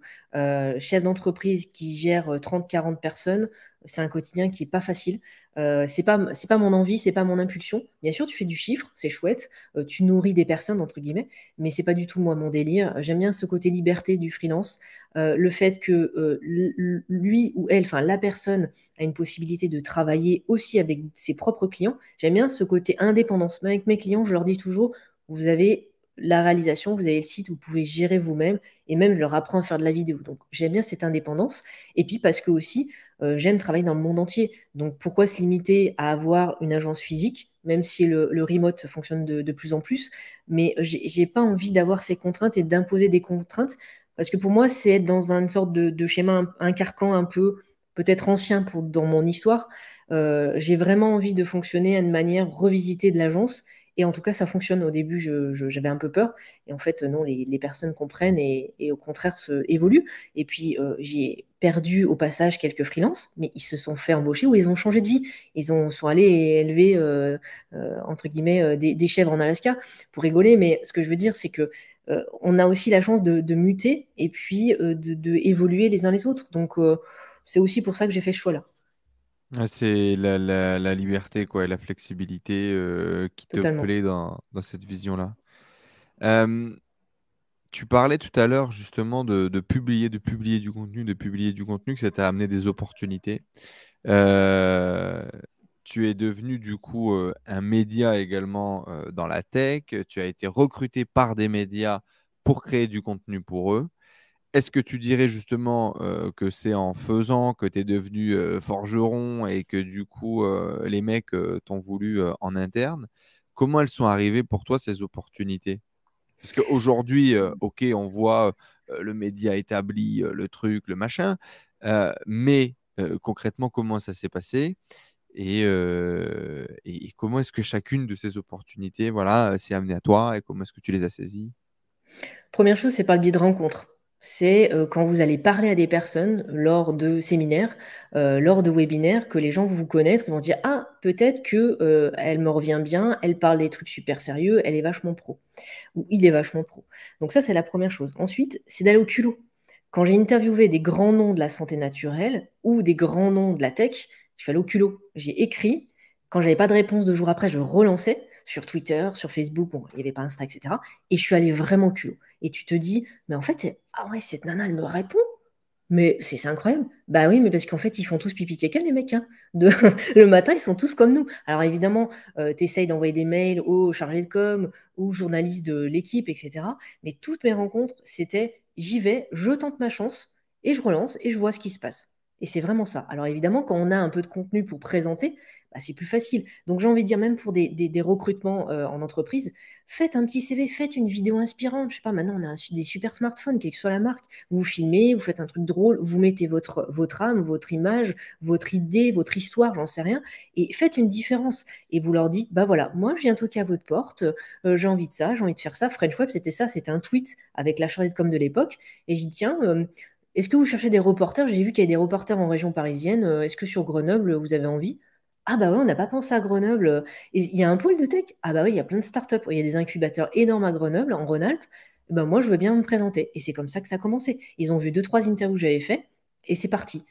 Donc, le biais du hasard, j'ai envie de dire peut-être pas, parce que c'est toi qui crée ton destin et qui va le bouleverser, en fait.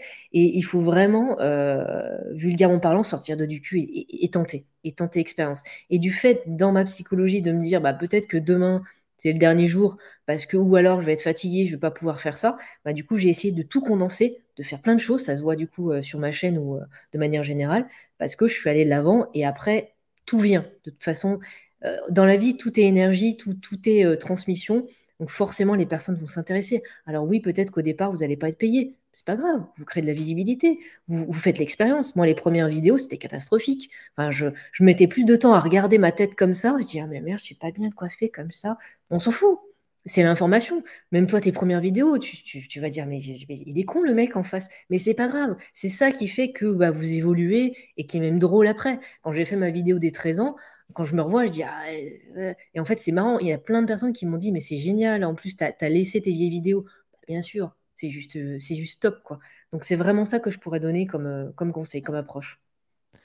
Qu'est-ce qui se passe quand quelque chose que tu faisais sans vraiment le réfléchir, du jour au lendemain, tu es en capacité de pouvoir le monétiser?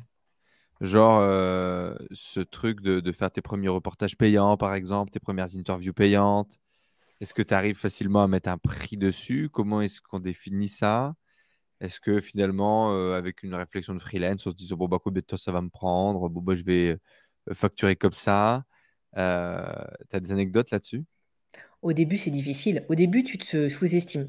Forcément, Hmm. déjà, il y a l'aspect, on va dire, psychologie, valeur. Tu te dis, ah, en fait, le gars, il est prêt à mettre 2000 balles pour une vidéo, alors que moi, je la fais en une journée. Comment je dois faire? Donc, évidemment, au début, je me suis sous-payée, donc j'ai beaucoup plus travaillé. Mais au final, ça m'a appris à gérer certains gros projets que j'avais pas fait. En fait, c'est du x2, et moi, j'avais sous-estimé le projet. Donc, je dirais, comme toute expérience négative, bah, tu apprends sur le tas. Après, il ne faut pas hésiter à demander à des collègues qui font comme vous, qui ont peut-être plus d'expérience. Par exemple, ma collègue Sarah me dit, ah mais tiens, pour e-commerce, c'est mon premier gros e-commerce. Qu'est-ce que tu penses si je mets 9 000, 10 000, 15 000?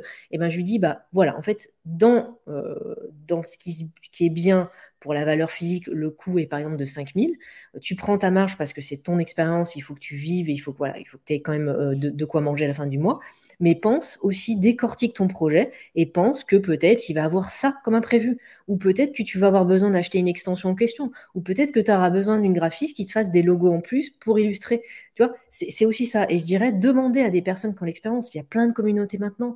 Échanger, partager, aller à des séminaires pour aller avoir de l'expérience, des retours d'expérience. Ça, c'est vachement important. Mais oui, au début, c'est difficile de donner de la valeur. Tu te dis, bah tiens, il vient, il a un projet à 10 000. Ah ben non, j'ai pas beaucoup d'expérience, on est tous passés par là. Et en fait, il faut juste dire, bon, mon ego ou mon manque d'ego, je le mets de côté. C'est une opportunité. Par contre, ouais, après, il faut taffer. Il faut se mettre dedans et il faut se dire, bon, il faut que je sois pro jusqu'au bout. Et là, il faut se mettre dans un mental de winner. Les différents médias, du coup, que ce soit le tien ou ceux pour qui tu bosses, ça t'a apporté du statut quand tu rencontres des gens ou potentiellement des clients qui vont venir te draguer par rapport à ce statut-là. Est-ce que c'est worth it et est-ce que tout le monde devrait construire du contenu? Qu'est-ce que tu en penses?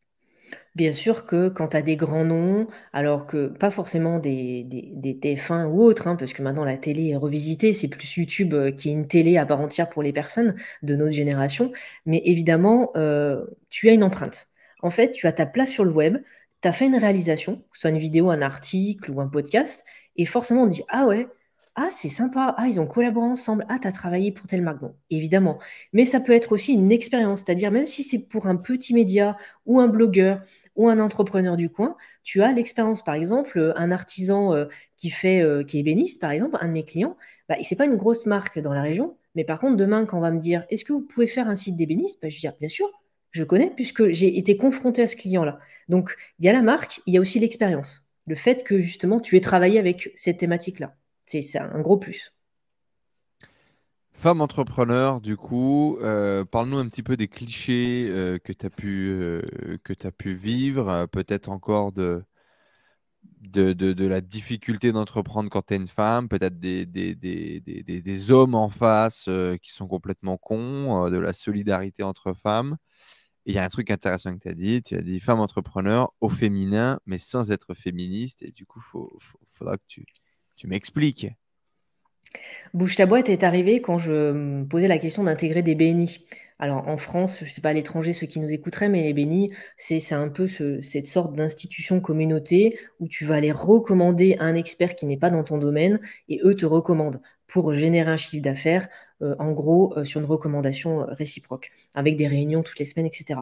Bouge ta boîte, c'est un peu plus léger, c'est sur ce format, c'est national, donc il y a déjà un outil qui est un workplace, donc l'outil pro de Facebook, où on va communiquer entre nous dans toute la France.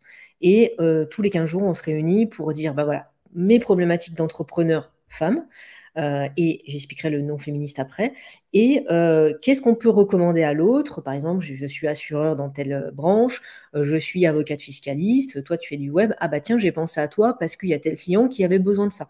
Donc on fait un peu travailler la famille, c'est un peu ça. On devient vraiment une famille au fur et à mesure des années. Moi, au bout de bientôt 4 ans, on se connaît toutes, et je rencontre aussi des nanas qui sont à Angers, à Marseille, et on collabore ensemble sur des projets. Le nom féministe, j'aime bien, parce que Marie-Éloi est la fondatrice de cette institution, c'est que on est consciente que nous, femmes, on a des difficultés avec le fait qu'on soit des femmes.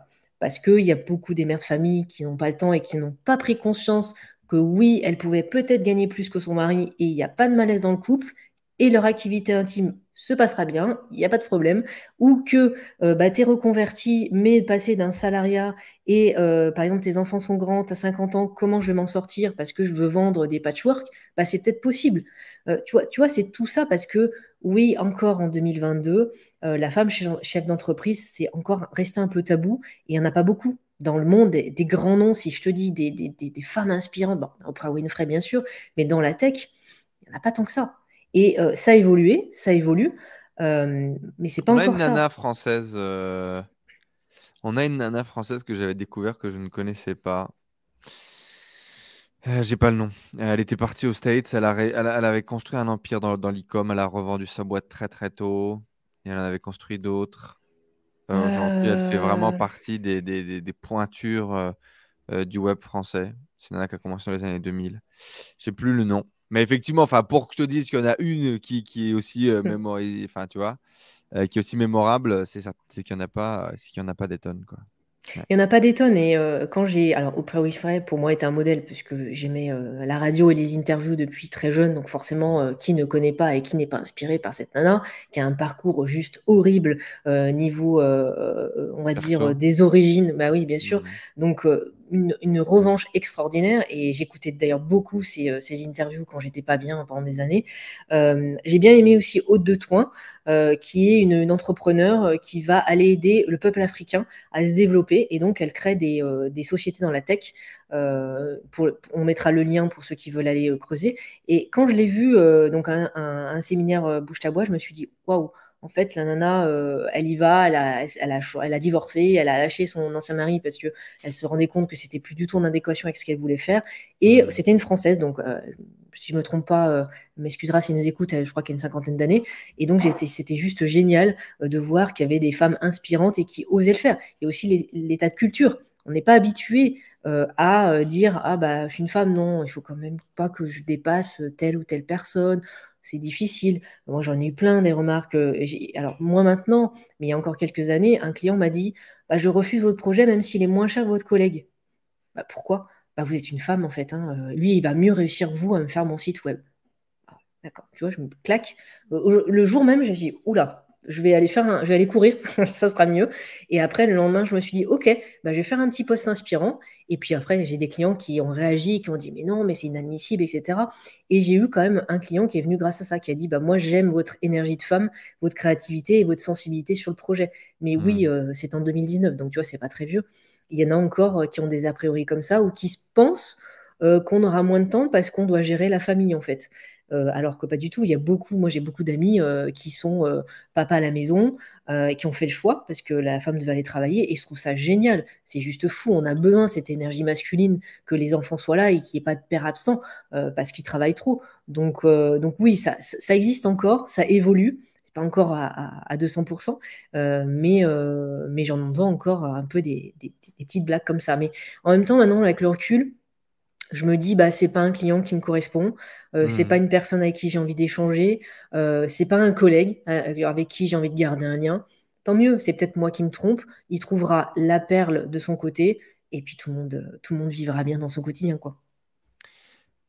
Une femme entrepreneur, c'est aussi du coup bah, pouvoir faire un espèce de saut dans l'inconnu d'une façon ou d'une autre, même si c'est de plus en plus facile, entre guillemets, vu le digital, vu l'évolution de notre société et tout ça, mais il y a quand même une espèce de part de risque, casser un peu les codes, même si ça tend à changer. Il y a une part peut-être de testostérone un peu plus fort, de confronter le risque, d'avoir on va dire, un tempérament qui va plus à l'aventure. C'est vrai. Ce qui fait du coup que ben, il y a moins, entre guillemets, hein, de femmes entrepreneuses que d'hommes. Euh, et il y a aussi que ben, du coup, les femmes entrepreneuses, du coup, des femmes, entre guillemets, qui ont plus de couilles, passez-moi l'expression, ben, ça fait peur aussi aux hommes de façon globale, que ce soit pour créer des relations intimes ou pour bosser avec. Est-ce que c'est quelque chose que tu vis? Est-ce que c'est une réalité? Est-ce que c'est un cliché? Non, c'est une réalité parce qu'effectivement, ça peut faire peur. Notre culture n'est pas habituée comme ça, hein. Depuis la préhistoire, l'homme a de toute façon, au niveau biologique, une capacité physique qui est supérieure à la femme. C'est comme ça, c'est pas grave. Au contraire, qu'ils sont là pour qu'on s'endorme sur eux le soir et qui Mhm. nous ramènent ce confort et cette sécurité. Mais je pense qu'effectivement, ce que tu dis, faut pas passer dans un déséquilibre. Il ne faut pas que les femmes deviennent plus fortes ou aussi fortes que les hommes. Dans l'énergie chinoise, il y a l'yin et yang. Il faut qu'il y ait ces juste équilibre, qu'il y ait cette balance qui soit là. Et je pense que c'est vraiment important de ne pas remplacer le rôle d'un homme. On peut avoir une position forte, etc. Il ne faut pas oublier notre énergie d'impulsion. Parce que c'est là que justement des problématiques de santé peuvent venir, ou des déséquilibres dans le couple ou dans les relations. Donc c'est important vraiment d'être dans cette justesse. Alors on n'est pas dans 100% parfait, on n'est pas 50-50, mais de ne pas prendre la place de l'autre. De dire, moi, avec mes capacités, avec mon mètre 63 pour ma part, ou mon mètre 50 pour certaines femmes, eh ben, je le fais à mon niveau. Et les gens vont apprécier parce que vous êtes une femme, parce que, ok, vous avez un mental fort, mais on veut pas que vous deveniez un homme. Pas du tout. Sinon, je vais voir un confrère ou un collaborateur qui est un homme. C'est pas du tout ça. Donc, c'est vraiment important. Et je pense que beaucoup de personnes, femmes chefs d'entreprise, ont tendance à l'oublier parce qu'elles veulent être dans une sorte de dominance, un peu Ouais. agressivité pour s'exprimer. J'entends, hein, on passe par des états de fatigue, de santé ou de recherche de soi-même, mais c'est important de pas trop rentrer dans l'autre côté, parce que c'est pas ça en fait, hein, c'est pas du tout ça, sans rentrer dans des thématiques de discussion autres. Mais je pense que c'est bien, et c'est aussi par cette attitude que les hommes, ou même certaines femmes, parce qu'il y a des femmes féministes ou pas féministes, ou des hommes féministes, c'est par cette attitude que les choses et les messages sont transmis. Dans mon Ben, c'est média ça santé, justement, c'est au féminin, sans être féministe. Ça se définit exactement. par là, le fait de ne pas vouloir prendre la place de l'autre et j'allais dire de comprendre la place de la femme, mais c'est tellement moche de dire ça. Et j'espère que les gens qui nous écoutent encore après 1h18 comprennent ce que je veux dire, c'est-à-dire au même titre que j'aurais pu dire prendre la place de l'homme, c'est-à-dire chacun Oui, prend la bien place sûr. qu'il a envie de prendre et point barre. Mais effectivement, quand on fait des débats à la con, en fait, si tu veux, rien que le fait qu'on ait besoin de dire, ben voilà, tu es une femme entrepreneur, et donc du Mm. coup, potentiellement, tu devrais avoir une aide en plus, tu devrais avoir tel ou tel truc, machin. Non, en fait. Alors oui, juste pour dire, parce qu'il n'y en a pas assez, allez, donnons un petit coup de projecteur, donnons un peu d'énergie. euh, et avec grand plaisir, aujourd'hui, je te mets en avant en tant que femme entrepreneur, mais avant tout, je te mets en avant parce que tu es une entrepreneur, point, en fait. Et je Ouais. trouve ça réducteur, en fait, si tu veux. Ah bah voilà, regardez Déborah, parce que voilà, si c'était pas une femme entrepreneur, on n'en aurait pas parlé. Ben non, tu aurais été un mec, ça aurait été aussi intéressant. Tu vois ce que je veux dire? Je suis totalement d'accord. Ouais. Et Je, je il suis me, d- il me casse les couilles, en fait, ces histoires de féministes, notamment par rapport à ça. Et au même titre qu'en fait, que toute la xénophobie, c'est-à-dire le racisme m'énerve parce que, alors je sais pas, peut-être que je suis un bisounours, peut-être que je ne le vois pas, peut-être que je ne le comprends pas, ça rentre pas dans mon système mental, tu vois. Mais effectivement, du coup, plus tu pointes du doigt, plus tu montres, plus tu dis que, plus tu donnes quasiment de la légitimité à avoir besoin de le défendre. Même si, encore une fois, il faut le faire et c'est important, machin. Mais euh, ne serait-ce que de dire je suis féministe voudrait dire moi, je la vois pas la différence. Je ne la comprends pas la différence. Tu vois ce que Ouais. je veux dire? Mais c'est comme les gens qui disent, mais tu mets pas entrepreneur avec un E. Alors je dis déjà, pour moi, les mots c'est difficile, je préfère parler et faire des vidéos parce que ça me casse la tête, l'orthographe, j'ai jamais aimé étant gamine. Mais Mhm. qu'est-ce que je m'en fiche de savoir si j'ai un E auteur, auteureux, autrice, machin. Je m'en fous. Voilà, Ben, tu es, en moi, j'ai fait, pas le temps. J'écris des ouais, bouquins, c'est je ça. monte des projets, je fais des podcasts, quoi. C'est Tu ça. vois? Ouais. Merde, enfin à un moment donné, merde. Et effectivement, tu vois, dans Bouge ta boîte, je le précise à chaque fois parce que moi, ça me gênerait qu'elle prenne ses positions. Et d'ailleurs, si elle bascule dans ce sens-là, bah, moi, je partirais. Et à chaque fois, qu'il y en a qui viennent et qui disent, oui, alors, on est entre femmes, machin. Et je leur dis, les meufs, on n'est pas là pour faire du tupperware. Enfin, moi, mes copines, j'en ai plein, des trucs. Là, on est là pour faire du business. Et c'est masculin. Et je leur dis, bah, vous voulez être différente, peut-être pour certaines, mais vous voulez pas bosser vraiment. Enfin, vous voulez pas parler business. Quand les premières réunions, je leur disais, bah, moi, en fait, par mois, il me faut 10 000 balles. Donc, en fait, il me faut 4 clients de tel montant. En fait, il y a eu un silence. Je me suis dit, merde, qu'est-ce que j'ai dit comme connerie? Elle dit, ah, mais moi, c'est pas possible, machin. Non, mais là, on est là pour faire du business ou on est là pour faire un salon de thé? Enfin, tu vois, et ça choque parce que moi, j'ai été habituée à la technique masculine et heureusement, en fait, qu'il y a cette énergie-là qui me présente et qui me dit, bah ouais, il faut aller de l'avant. Donc, arrêtez de vouloir être féministe en disant, oui, mais il y a les droits. Oui, il y a tout. C'est comme une personne d'Afrique, c'est une personne qui est hollandaise, qui, voilà. Les Italiens, quand ils sont venus, ma mère, elle est venue, elle avait 13 ans, dans les années 70, c'est extrêmement difficile. Bah, c'est pas pour autant que je vais dire oui, mais c'est tous des salauds parce qu'ils aimaient pas les Italiens. Enfin, on est tous pareils. Enfin, après, la culture évolue et bah oui, il y a des racistes ou autres. C'est pas possible en 2022. Enfin, quand je vois les élections qui sont passées, je me dis il y a un problème. Enfin, on peut pas dire que il y a des populations qui sont comme ci, comme ça. On est tous ensemble. On va tous ensemble. On est tous fait pareil. Après, il y a des chefs politiques, il y a des choix, des directions diplomatiques qui font qu'effectivement bah, il y a des déséquilibres dans le monde et des choix qui se font. Mais moi, je fais pas de différence. Petit, grand, couleur de peau ou autre. Non, c'est ce que toi, tu as réalisé. En fait, quand je me présente, moi, je dis, voilà, je suis une telle personne, j'ai fait ça, c'est ça, je peux vous accompagner sur ça. Et effectivement, je rebondis sur ce que tu disais, il y a une nana, une fois en meeting, elle me dit, oui, mais tu n'as pas dit que tu étais chef d'entreprise et que tu as fait 13 ans que tu es toujours là.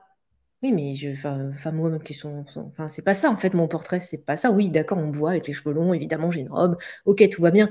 Mais en fait, là, on parle de moi, ce que j'ai construit. C'est ça qui m'intéresse. Et après, bah, le reste, faire les choses, évidemment, parce qu'on est forcément attiré par une personne, même pas une sexualité, parce qu'on pourrait aller très loin dans le débat, tu vois. Les personnes transgenres, bah, moi, je m'en fiche qu'il soit transgenre. Je veux savoir ce qu'il a fait dans sa vie, s'il est bien dans sa vie aujourd'hui. Mais ça serait tout un débat qu'on pourrait développer. Mais tu as bien fait de le Ouais. signaler. Eh ben, intéressant en tout cas, merci pour ça. Il y a deux sujets sur lesquels j'aimerais qu'on rentre encore en débat avant de vous laisser vos petites oreilles tranquilles. Il y a un point important, tu as parlé de passion, tu as parlé de métier, et tu te dis, voilà, mes deux passions aujourd'hui sont mes deux métiers. Est-ce que tu penses vraiment qu'on peut lier métier et passion? Est-ce que quand on commence à faire de notre mission, notre passion, un métier, est-ce que ça reste encore une passion? Comment est-ce qu'on fait pour pas burn out ces différentes passions? Et est-ce que, ou les petits tips et astuces pour garder justement du kiff dans son quotidien quand on a un métier passion? Quand c'est une passion, on n'en fait pas son quotidien à 100%, évidemment. Quand je fais de l'ordi 8 heures à 9 heures par jour, le week-end, j'ai envie de faire autre chose, évidemment. Même Mhm. si l'outil web me manque très rapidement. Donc, il ne faut pas tomber dans ces extrêmes. Mais pour l'alimentation, ça peut être pareil. Pour la surconsommation de sport, ça peut être pareil. Pour le fait de bringuer tout le temps, bah, c'est pareil. C'est Mhm. effectivement, faut être dans cet équilibre, dans cette justesse. Et c'est moi, mon leitmotiv tout au long de mon parcours. Donc, ça peut vite devenir bah, stressant, surtout quand la passion devient professionnelle et forcément tu te mets en confrontation avec des clients. Par exemple, le web, bidouiller des sites et faire son propre blog et se confronter à des restrictions de projet ou des demandes clients qui sont parfois compliquées. Oui, forcément, des fois, tu te dis, mais moi, en 13 ans, j'ai jamais une fois où je me suis dit, ça fait chier le client, je veux plus, j'arrête tout ça. Au contraire, je me suis dit, qu'est-ce qui fait que je vais changer mes offres et je vais peut-être aller chercher d'autres clients parce qu'en fait, j'ai pas envie de me confronter à des personnages comme ça qui sont soit racistes, soit misogynes, soit ci ou ça, ou qui n'ont pas de valeur sur mon travail. Donc, tu réajustes. Mais tu vois, je me bloque pas en me disant j'arrête tout. J'ai des collègues qui ont fait ça, j'arrête tout parce que je me braque. Non, essaie de transformer, de faire autre chose. Et puis, diluer aussi votre quotidien par d'autres choses que votre boulot. Parce que nous, on est à fond, on fait que ça, voilà. Mais quand je fais des petites vidéos inspirantes, quand je vais aller me balader à la rencontre de mes clients, bah, je fais du web, je fais peut-être une prestation, mais je fais autre chose aussi de mon quotidien. Donc c'est bien d'aller rajouter un peu d'autres choses, peut-être d'autres passions, parce que souvent on va avoir le sport, on va avoir la musique, on peut être artiste, musicien, enfin, il y a plein de choses qui fait que. Mais c'est vrai que quand la passion se transforme en pro, on a d'autres normes qui se mettent. Déjà, on doit répondre à un public. On doit poser un prix, comme tu disais tout à l'heure. On doit avoir une posture de chef d'entreprise. Donc oui, c'est plus bisounours, hein, c'est plus ouh, on fait un peu ce qu'on veut. On recadre, on repositionne. Donc diluer ça par d'autres activités, d'autres passions, d'autres occupations qui pourraient faire que justement nous ne rentrions pas dans le burn-out. Mais ça nous arrive tous, hein. Quand on est passionné, on ne compte pas nos heures, hein. Je suis passée par là aussi, hein. Donc finalement, la dilution pour ne pas être en overdose, quoi. Oui, je dirais même, par exemple, quand j'ai une journée intense ou le week-end, je fais aussi de l'ordi ou en tout cas de la com. Ne serait-ce que aller se balader 1 heure, faire une activité, voir du monde, mais changer et son quotidien et surtout d'écouter son propre rythme. Il y a des personnes qui ont besoin de dormir l'après-midi, qui ont besoin d'aller faire du sport, il y en a qui ont besoin de travailler que le matin. Bah, écoutez-vous et n'essayez pas de changer pour un client, n'essayez pas de changer pour une société. Imposez comme vous êtes, parce qu'en fait, ça ne marchera pas sinon. Si vous essayez de rentrer dans des schémas, dans des blocages, parce que la société, parce que le client, parce que la structure vous impose ça, je ne pense pas que ça dure très longtemps. Donc, trouvez-vous vous-même déjà ce que vraiment vous voulez réaliser et trouvez votre propre rythme. Il y en a qui vont faire du sport très tôt le matin, il y en a qui préfèrent le soir, il y en a qui préfèrent aller voir la famille le week-end et bloquer totalement. Il n'y a pas de bonne règle. Tu vois, dans les congés que je vais prendre, alors je dis congé parce que les gens ont besoin de savoir que c'est un peu off, mais je ne coupe jamais. J'ai réduit, c'est-à-dire le matin, je fais très tôt, j'aime beaucoup le très tôt faire mes mails où il y a personne, tu sais, il y a un silence, il y a personne qui t'appelle, l'extérieur c'est hyper calme, et après je vais me balader. Alors quand je suis dans la famille, je vais promener les chiens, ça me fait une balade et je cours en même temps. Et du coup, ce moment-là, je sais que j'en fais moins que d'habitude parce que je suis un peu en détente. L'après-midi, ça sera plus de la création de contenu, des choses pour mes propres passions ou pour ma com. Et le matin, je vais bloquer ça, ça sera réduit, mais je ne vais pas du tout voir mes mails. J'ai des collaborateurs qui disent, voilà, je suis 15 jours en vacances, et quand ils rentrent, ils ont 600 mails. Et après, ils font une semaine pour trier leurs mails. Alors, je dis, il est où le repos, la dose de stress qui est emmagasinée. Encore une fois, c'est ma méthode. Ouais, Peut-être que c'est ça ne propre à convient toi. pas. C'est ça. Mais voilà un rythme qui est plutôt dans cet équilibre. Et donc, métier passion, c'est possible. Oui. Et est-ce que tu recommandes aux gens d'essayer de développer leur métier autour de leur passion? Moi, effectivement, je les pousse. Alors attention, c'est au sens fictif. Je les pousse parce que je pense qu'on est dans une société où on peut vraiment passer, faire une transition. Alors évidemment, il y a l'aspect financier parce que c'est ça qui bloque très souvent. Le mental, il n'y a plus d'excuses. Je suis désolée, il y a des super gars inspirants dont tu fais partie. Il y a des super coachs, il y a des super formations, il y a des séminaires. Il n'y a plus d'excuses pour dire ah mais je ne peux pas le faire. Non, Hmm. tu peux le faire, c'est juste que tu n'as pas envie de te sortir les doigts des fesses, quoi. Donc, et l'aspect financier, ça se trouve. Votre famille, votre copain, votre copine, je sais pas, enfin des collègues vous aident, vous faites des petits boulots. Enfin, moi, j'en vois plein qui sont en transition et qui font leur salarié à mi-temps, qui réduisent et qui ont leur auto-entreprise. Et du coup, ils essaient de switcher vers ça.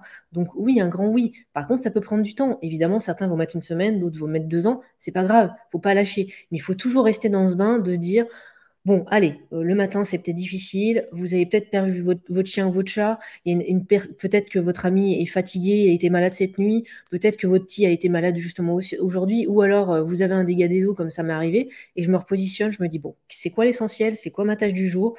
On va le faire méthodiquement et on se repositionne et on se remotive. Puis aussi, vos copains-copines, vos collègues, ils sont là aussi pour vous stimuler. Si vous avez choisi votre tribu, votre famille de cœur qui est autour de vous, ils sont là pour vous booster. Normalement, vos potes, ils sont pas là pour vous plomber. Quand vous faites un apéro, quand vous faites un séminaire, ils sont là pour Et là, vous vous dites, ouah, c'est génial. Moi, quand je vois des amis ou des collaborateurs, je rentre chez moi, j'ai plein d'idées de posts, j'ai envie de faire plein de vidéos, j'ai envie de communiquer, j'ai envie de leur dire, bah tiens, on a fait une super photo, on va poster ça, comment je peux t'aider? Enfin, c'est ça qui est bien, la vie d'entrepreneur, c'est ça, c'est cette impulsion de vie qui fait qu'on est toujours dans le mouvement et toujours dans la passion. Cette flamme qui nous anime doit être toujours là. Sinon, en fait, il faut faire autre chose, faut changer de métier. C'est clair. Tu dis, et tu l'as dit plusieurs fois d'ailleurs dans cette interview, des rencontres comme ça qui vont arriver dans ta vie, et qui vont te faire évoluer, qui vont te faire grandir, qui vont t'amener des opportunités qui vont potentiellement changer ta vie.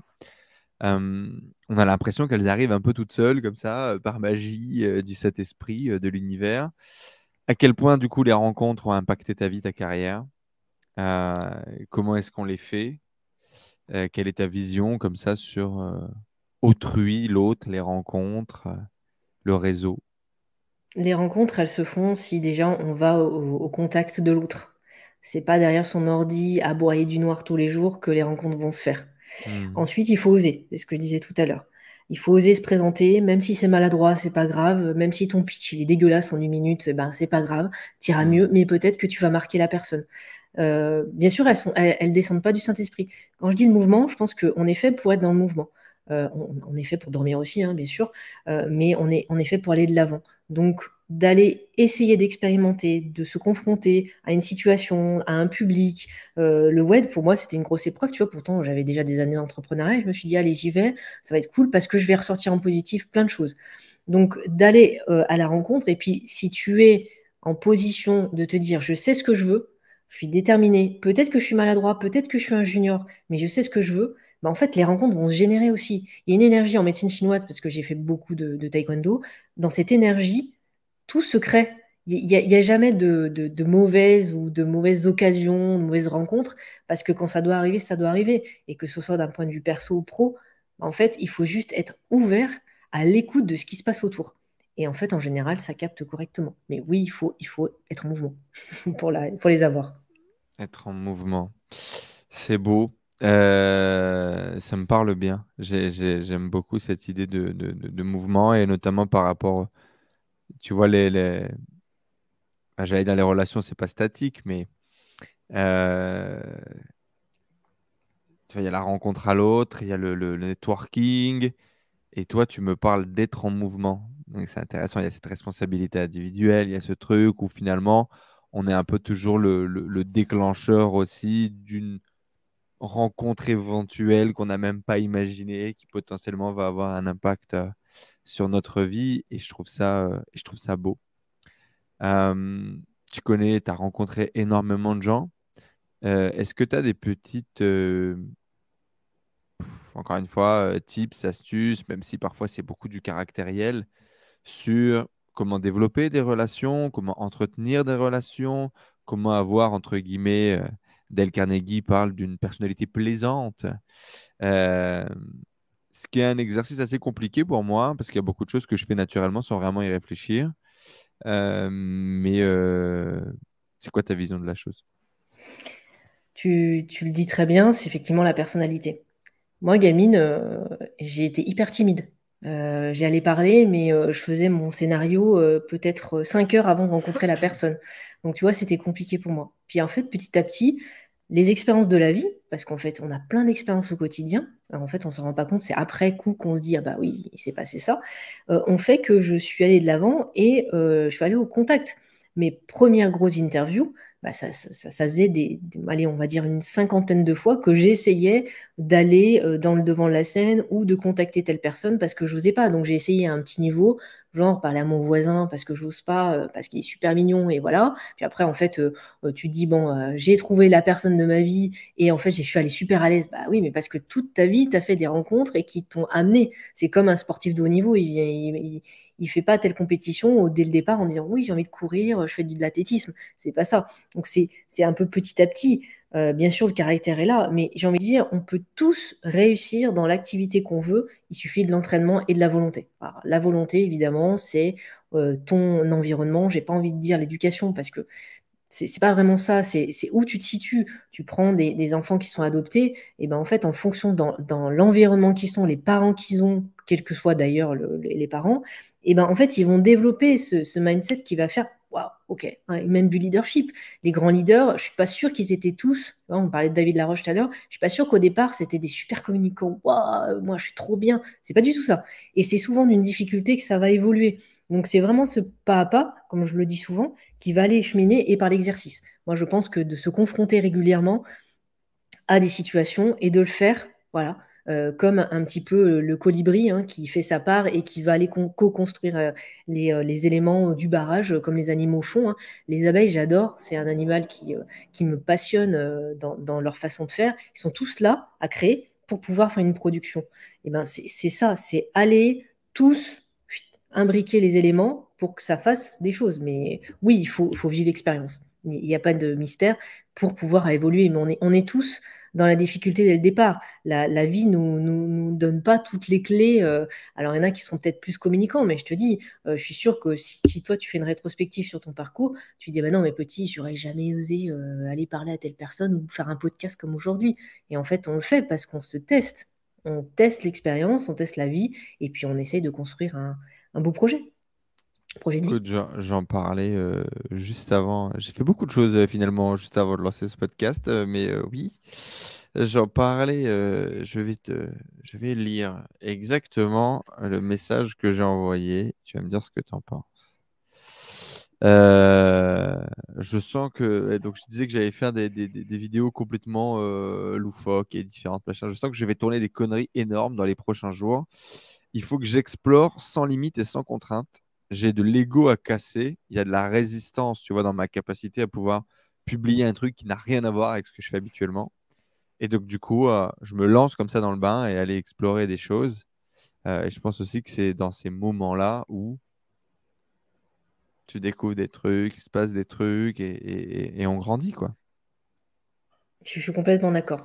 C'est souvent dans ce que, des fois, quand on essaye de se projeter dans une journée type, dans une rencontre type, on essaye de tout faire parfait, tu sais, comme le repas aux chandelles que t'attends et tu dis, voilà, je vais faire une demande en mariage, je suis sûre que ça te parle en plus. Et en fait, rien ne se passe comme prévu. Parce que Hmm. la vie est juste magique, la réaction, l'attitude, le repas, je sais pas, il y a plein de choses. Et c'est ça qui fait que, comme c'était pas prévu, ben, il y a l'expérience de vie, il y a le retour sur expérience qui fait qu'on va évoluer différemment ou autre. Et dans ces rencontres-là, c'est ça. C'est peut-être que tu es sorti pour aller faire des courses, tu vas rencontrer une personne que tu n'as pas imaginée, que tu n'as pas revue depuis 50 ans, alors peut-être pas pour nous, mais que tu n'as pas vue depuis 5 ans, et tu les redécouvres et tu dis, bah ouais, pourquoi pas, et il y a des projets qui se créent, vous créez une société, vous lancez un podcast, je sais pas, c'est imprévu, mais moi, ça me fait sens, et j'ai envie de dire se confronter aux éléments. C'est, allez, que ce soit un sportif, que ce soit un entrepreneur, que ce soit faire des vidéos. J'en entends plein qui me disent, ah mais toi, ouais, mais t'as des années d'expérience en vidéo. Je dis, tu veux vraiment qu'on voit mes vidéos de 2008 ou... Ah ouais, non, mais en fait, t'étais une pro de la vidéo. Ah, t'as fait de la formation. Non, je n'ai pas fait de formation du tout. Alors, bien sûr, hein, je ne fais pas du Spielberg. Évidemment, je ne vais pas réaliser des documentaires de fou. Mais tu vois, le documentaire WordPress, j'ai toqué un soir, on était à l'apéro après un WordCamp. J'ai une collègue, je lui dis, tiens, j'ai une idée un peu farfelue. Mes clients se posent la question, pourquoi WordPress et pas un autre CMS? En fait, je ne comprends pas pourquoi vous me mettez à chaque fois WordPress en travers de la tronche. Et du coup, d'une difficulté, d'une problématique client, je me suis dit, bah, je vais leur répondre avec un documentaire. Donc, du coup, bon, ça a duré comme 3 ans pour faire toutes les centaines d'interviews à travers toute la France pour aller à la rencontre d'entrepreneurs, donc particuliers et professionnels, pour répondre à la question pourquoi WordPress et pas un autre CMS. Et en fin de compte, c'est ça, en fait, c'est OK, c'est difficile. OK, je vais peut-être pas y arriver. Oui, mais qu'est-ce que tu mets en place pour aller changer et bouleverser ton quotidien et peut-être de dire, bah tiens, j'ai encore ça à retravailler, peut-être que je suis pas à l'aise en story ou avec les Reels de maintenant, bah, qu'est-ce que je mets en place? Est-ce que c'est un outil qui me convient? On est tous confrontés à ça. Là, j'essaye de faire des exemples un peu plus dans l'air du temps. Peut-être que si on nous réécoute dans 2 3 ans, on va dire, ah, mais c'est ringard ce qu'ils disent, parce qu'en fait, les outils auront évolué, mais c'est vraiment ça. Mais les problématiques sont les mêmes, ouais, Bah exactement. oui. Il y a plein de choses encore à découvrir de Déborah. On vous mettra dans tous les cas tous les liens dans la description juste en dessous. Si tu devais faire une rétrospective comme ça sur ton parcours, sur ta vie, philosopher, je sais que c'est un exercice à mon avis que tu aimes bien. Ce serait quoi les éléments qui ont vraiment été marquants, importants et que tu ne pourrais pas recommander à quelqu'un de le faire, mais en tout cas pour toi, ça a vraiment été les choses qui ont fait la différence, ça serait quoi? Évidemment, ce que je voudrais pas recommander, c'est de passer par une épreuve de santé, compliquée, et la perte d'un être cher. Évidemment, je préférerais que nos parents ou nos cousins, vivent jusqu'à 200 ans. C'est juste pas possible. On n'a pas trouvé encore, le vaccin qui fait, la bonne la bonne chose. Mhm. Évidemment, mais j'ai envie de dire, dans votre histoire, vous allez forcément passer par des épreuves qui vont vous bouleverser ou vous faire évoluer ou au contraire vous faire chuter. Malheureusement, il y a aussi ce versant-là, mais dans toute ma rétrospective, je dirais, merci en fait la vie et merci, mon petit corps qui m'a fait, peut-être me reconcentrer, lâcher aussi mon ego, comme toi, moi ça me parle bien parce qu'on pense qu'on est, trop jeune, on a la vie devant nous, qu'on va tout réussir. De toute façon, les autres, c'est des gros cons, ils n'ont pas compris ce qu'il fallait faire dans le business. Moi, j'ai toutes les clés. Et en fait, la vie te fout des claques et te dit, non, en fait, non, c'est toi qui es le gros con. Et tu vas comprendre que les autres, ils ont peut-être, enfin, toi, tu as besoin des autres aussi au quotidien. Mais c'est ça qui est chouette. Donc, première chose, se connaître. Puisque quand on ne connaît pas ses propres passions, quand nous, on ne s'aime pas nous-mêmes, hein, parce qu'on est jeune, on a des boutons, on a de l'acné, on a du poids, voilà, on n'est pas forcément social, on n'est pas forcément communicant, on se trouve tous les défauts de la planète, et j'ai envie de dire, transformez vos défauts en qualité. C'est-à-dire, ok, regarde, il y a un chef cuistot, Mallory, qui est passé sur Top Chef, il est aveugle d'un œil. Et en fait, il a utilisé cette faiblesse d'un accident très jeune pour devenir un chef de cuistot atypique. Et maintenant, il est hyper renommé et il fait des tournages avec Etchebest. Tu te dis, bah, ok. Bon, lui, il aurait pu sombrer. Il aurait pu dire, ah, je suis un handicapé, je vais faire demander le chômage et tout. Non. Et au contraire, il a dit, bah, je vais en faire une différence. Et ça, faites-le. J'en vois tellement qui disent, mais non, mais moi, je ne pourrais pas. Mais si, au contraire. Enfin, voilà, tu as du surpoids, tu as des problèmes où c'est ta personnalité. J'en vois plein de blogueuses, on va pas parler d'instagrammeuses parce que c'est un autre domaine, mais des blogueuses qui vont dire, et celles qui vendent pas du rêve, hein, encore une fois, et qui vont dire, bah voilà, moi je me maquille, j'aime la passion du maquillage, ou tu vois, je regardais Natou, son documentaire, là, elle a accompagné, elle a été sponsorisée par Ultra Premium pour les tortues marines, parce que j'adore, j'investis beaucoup dans la défense des animaux, et c'est génial. Enfin, je me dis, c'est des vidéos utiles. Elle a commencé vraiment bas de gamme avec plein de youtubeurs. Et c'est juste génial. Alors, t'aimes ou t'aimes pas le personnage, on s'en fout. Mais ça peut donner, contribuer et faire évoluer les personnes qui vont te regarder. Donc, se connaître, oui, et surtout travailler. Parce que travailler ta passion, ton métier, parce qu'il n'y a pas de mystère. Si tu mets pas du temps, si tu te donnes pas les moyens de construire, de faire tout ça, ça viendra pas en 5 minutes. Tu le disais tout à l'heure, ah, maintenant, on voit que j'ai fait plus de 500 interviews, que j'ai un nombre d'auditeurs, etc. Ouais, mais ça n'a pas démarré comme ça. Moi, je peux te dire et je peux vous dire que c'était hyper difficile. Je rentrais à la radio, je pleurais le soir, je me dis, mais attends, j'ai encore de la fièvre, je suis pas bien, mais pourquoi je fais ça? En fait, c'est nul. Enfin, tu te poses 50 000 questions. Et puis, tu as une petite voix qui te dit, ou tu as une amie à ce moment-là qui t'envoie SMS, ou un auditeur. Et merci d'ailleurs, beaucoup de personnes qui sont là pour nous soutenir. Et tu vois un message et tu dis, ah ouais, bah attends, je vais pas arrêter quoi. En fait, grâce à lui, grâce à elle, j'ai envie de continuer et je suis utile pour eux. Et ça, c'est hyper chouette. Donc, faut y aller à 200%, même si on a des difficultés. Mettez-vous en mouvement. Ouais, c'est aussi ce que je retiendrai de cette interview, de ce partage, peu importe votre situation, peu importe là où vous en êtes, mettez-vous en mouvement, faites des choses, créez des choses. Allez-y, rebondissez dessus, osez, osez, allez-y au culot et amusez-vous, prenez du kiff. C'est vraiment ce que je retiens de ce partage. Deux petites questions très rapides, Déborah, avant de te laisser tranquille. C'est quoi la réussite pour toi? La réussite, c'est un grand mot et je pense que la définition, elle est différente pour chaque personne. Hmm. Pour réussir, pour certains, c'est de construire une vie de famille avec 3 enfants, un chien, une belle maison au bord de la mer. Pour certains, c'est faire 1 million de CA. Pour certains, c'est devenir coach professionnel et être sur scène avec des milliers de téléspectateurs ou de public, en l'occurrence, puisqu'on n'est plus de télé maintenant. Hmm. Pour certains, ça va être créer une communauté et faire ses premières vidéos. Et certains, c'est d'avoir un potager et juste d'accueillir leurs amis. Mais pour rester dans le domaine professionnel, oui, la réussite est variée, mais la réussite, elle est propre à vous-même, en fait. C'est vous l'objectif que vous avez mis, les intentions que vous avez mis, qui va faire que vous allez réussir. C'est comme la guérison, hein.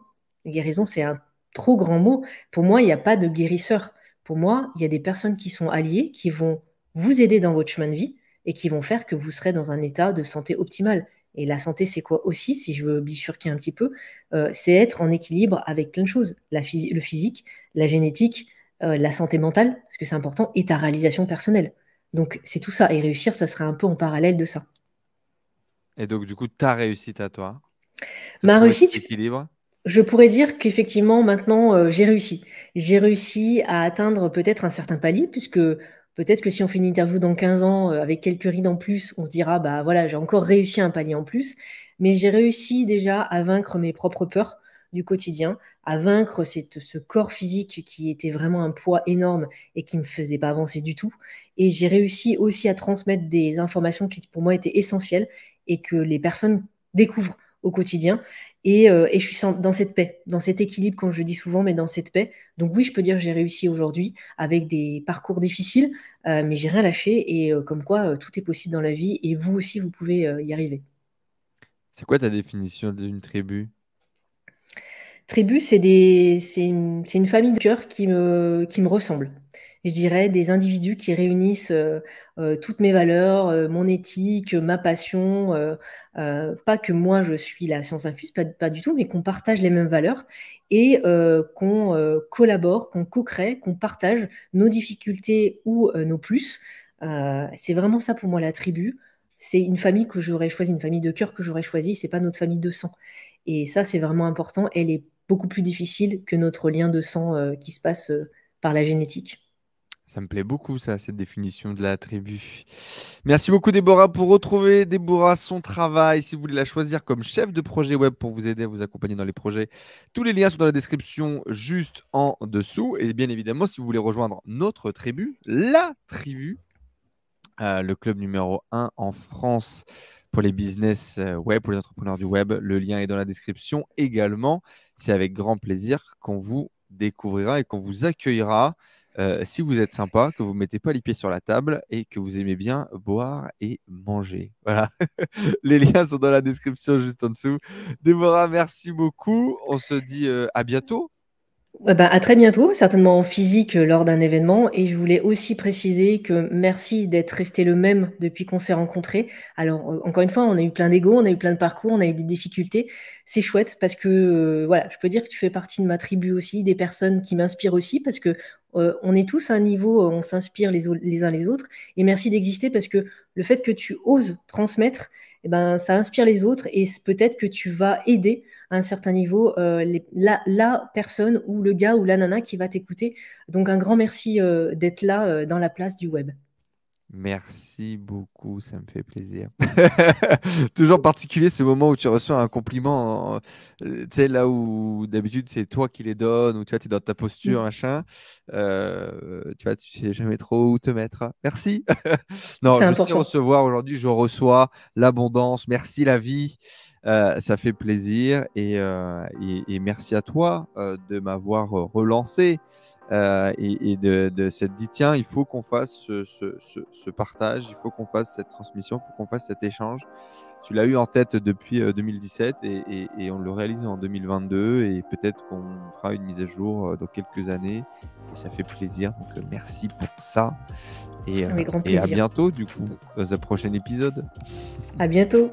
Merci à tous. Ciao Déborah, ciao tout Ciao, le ciao. monde, à bientôt la famille.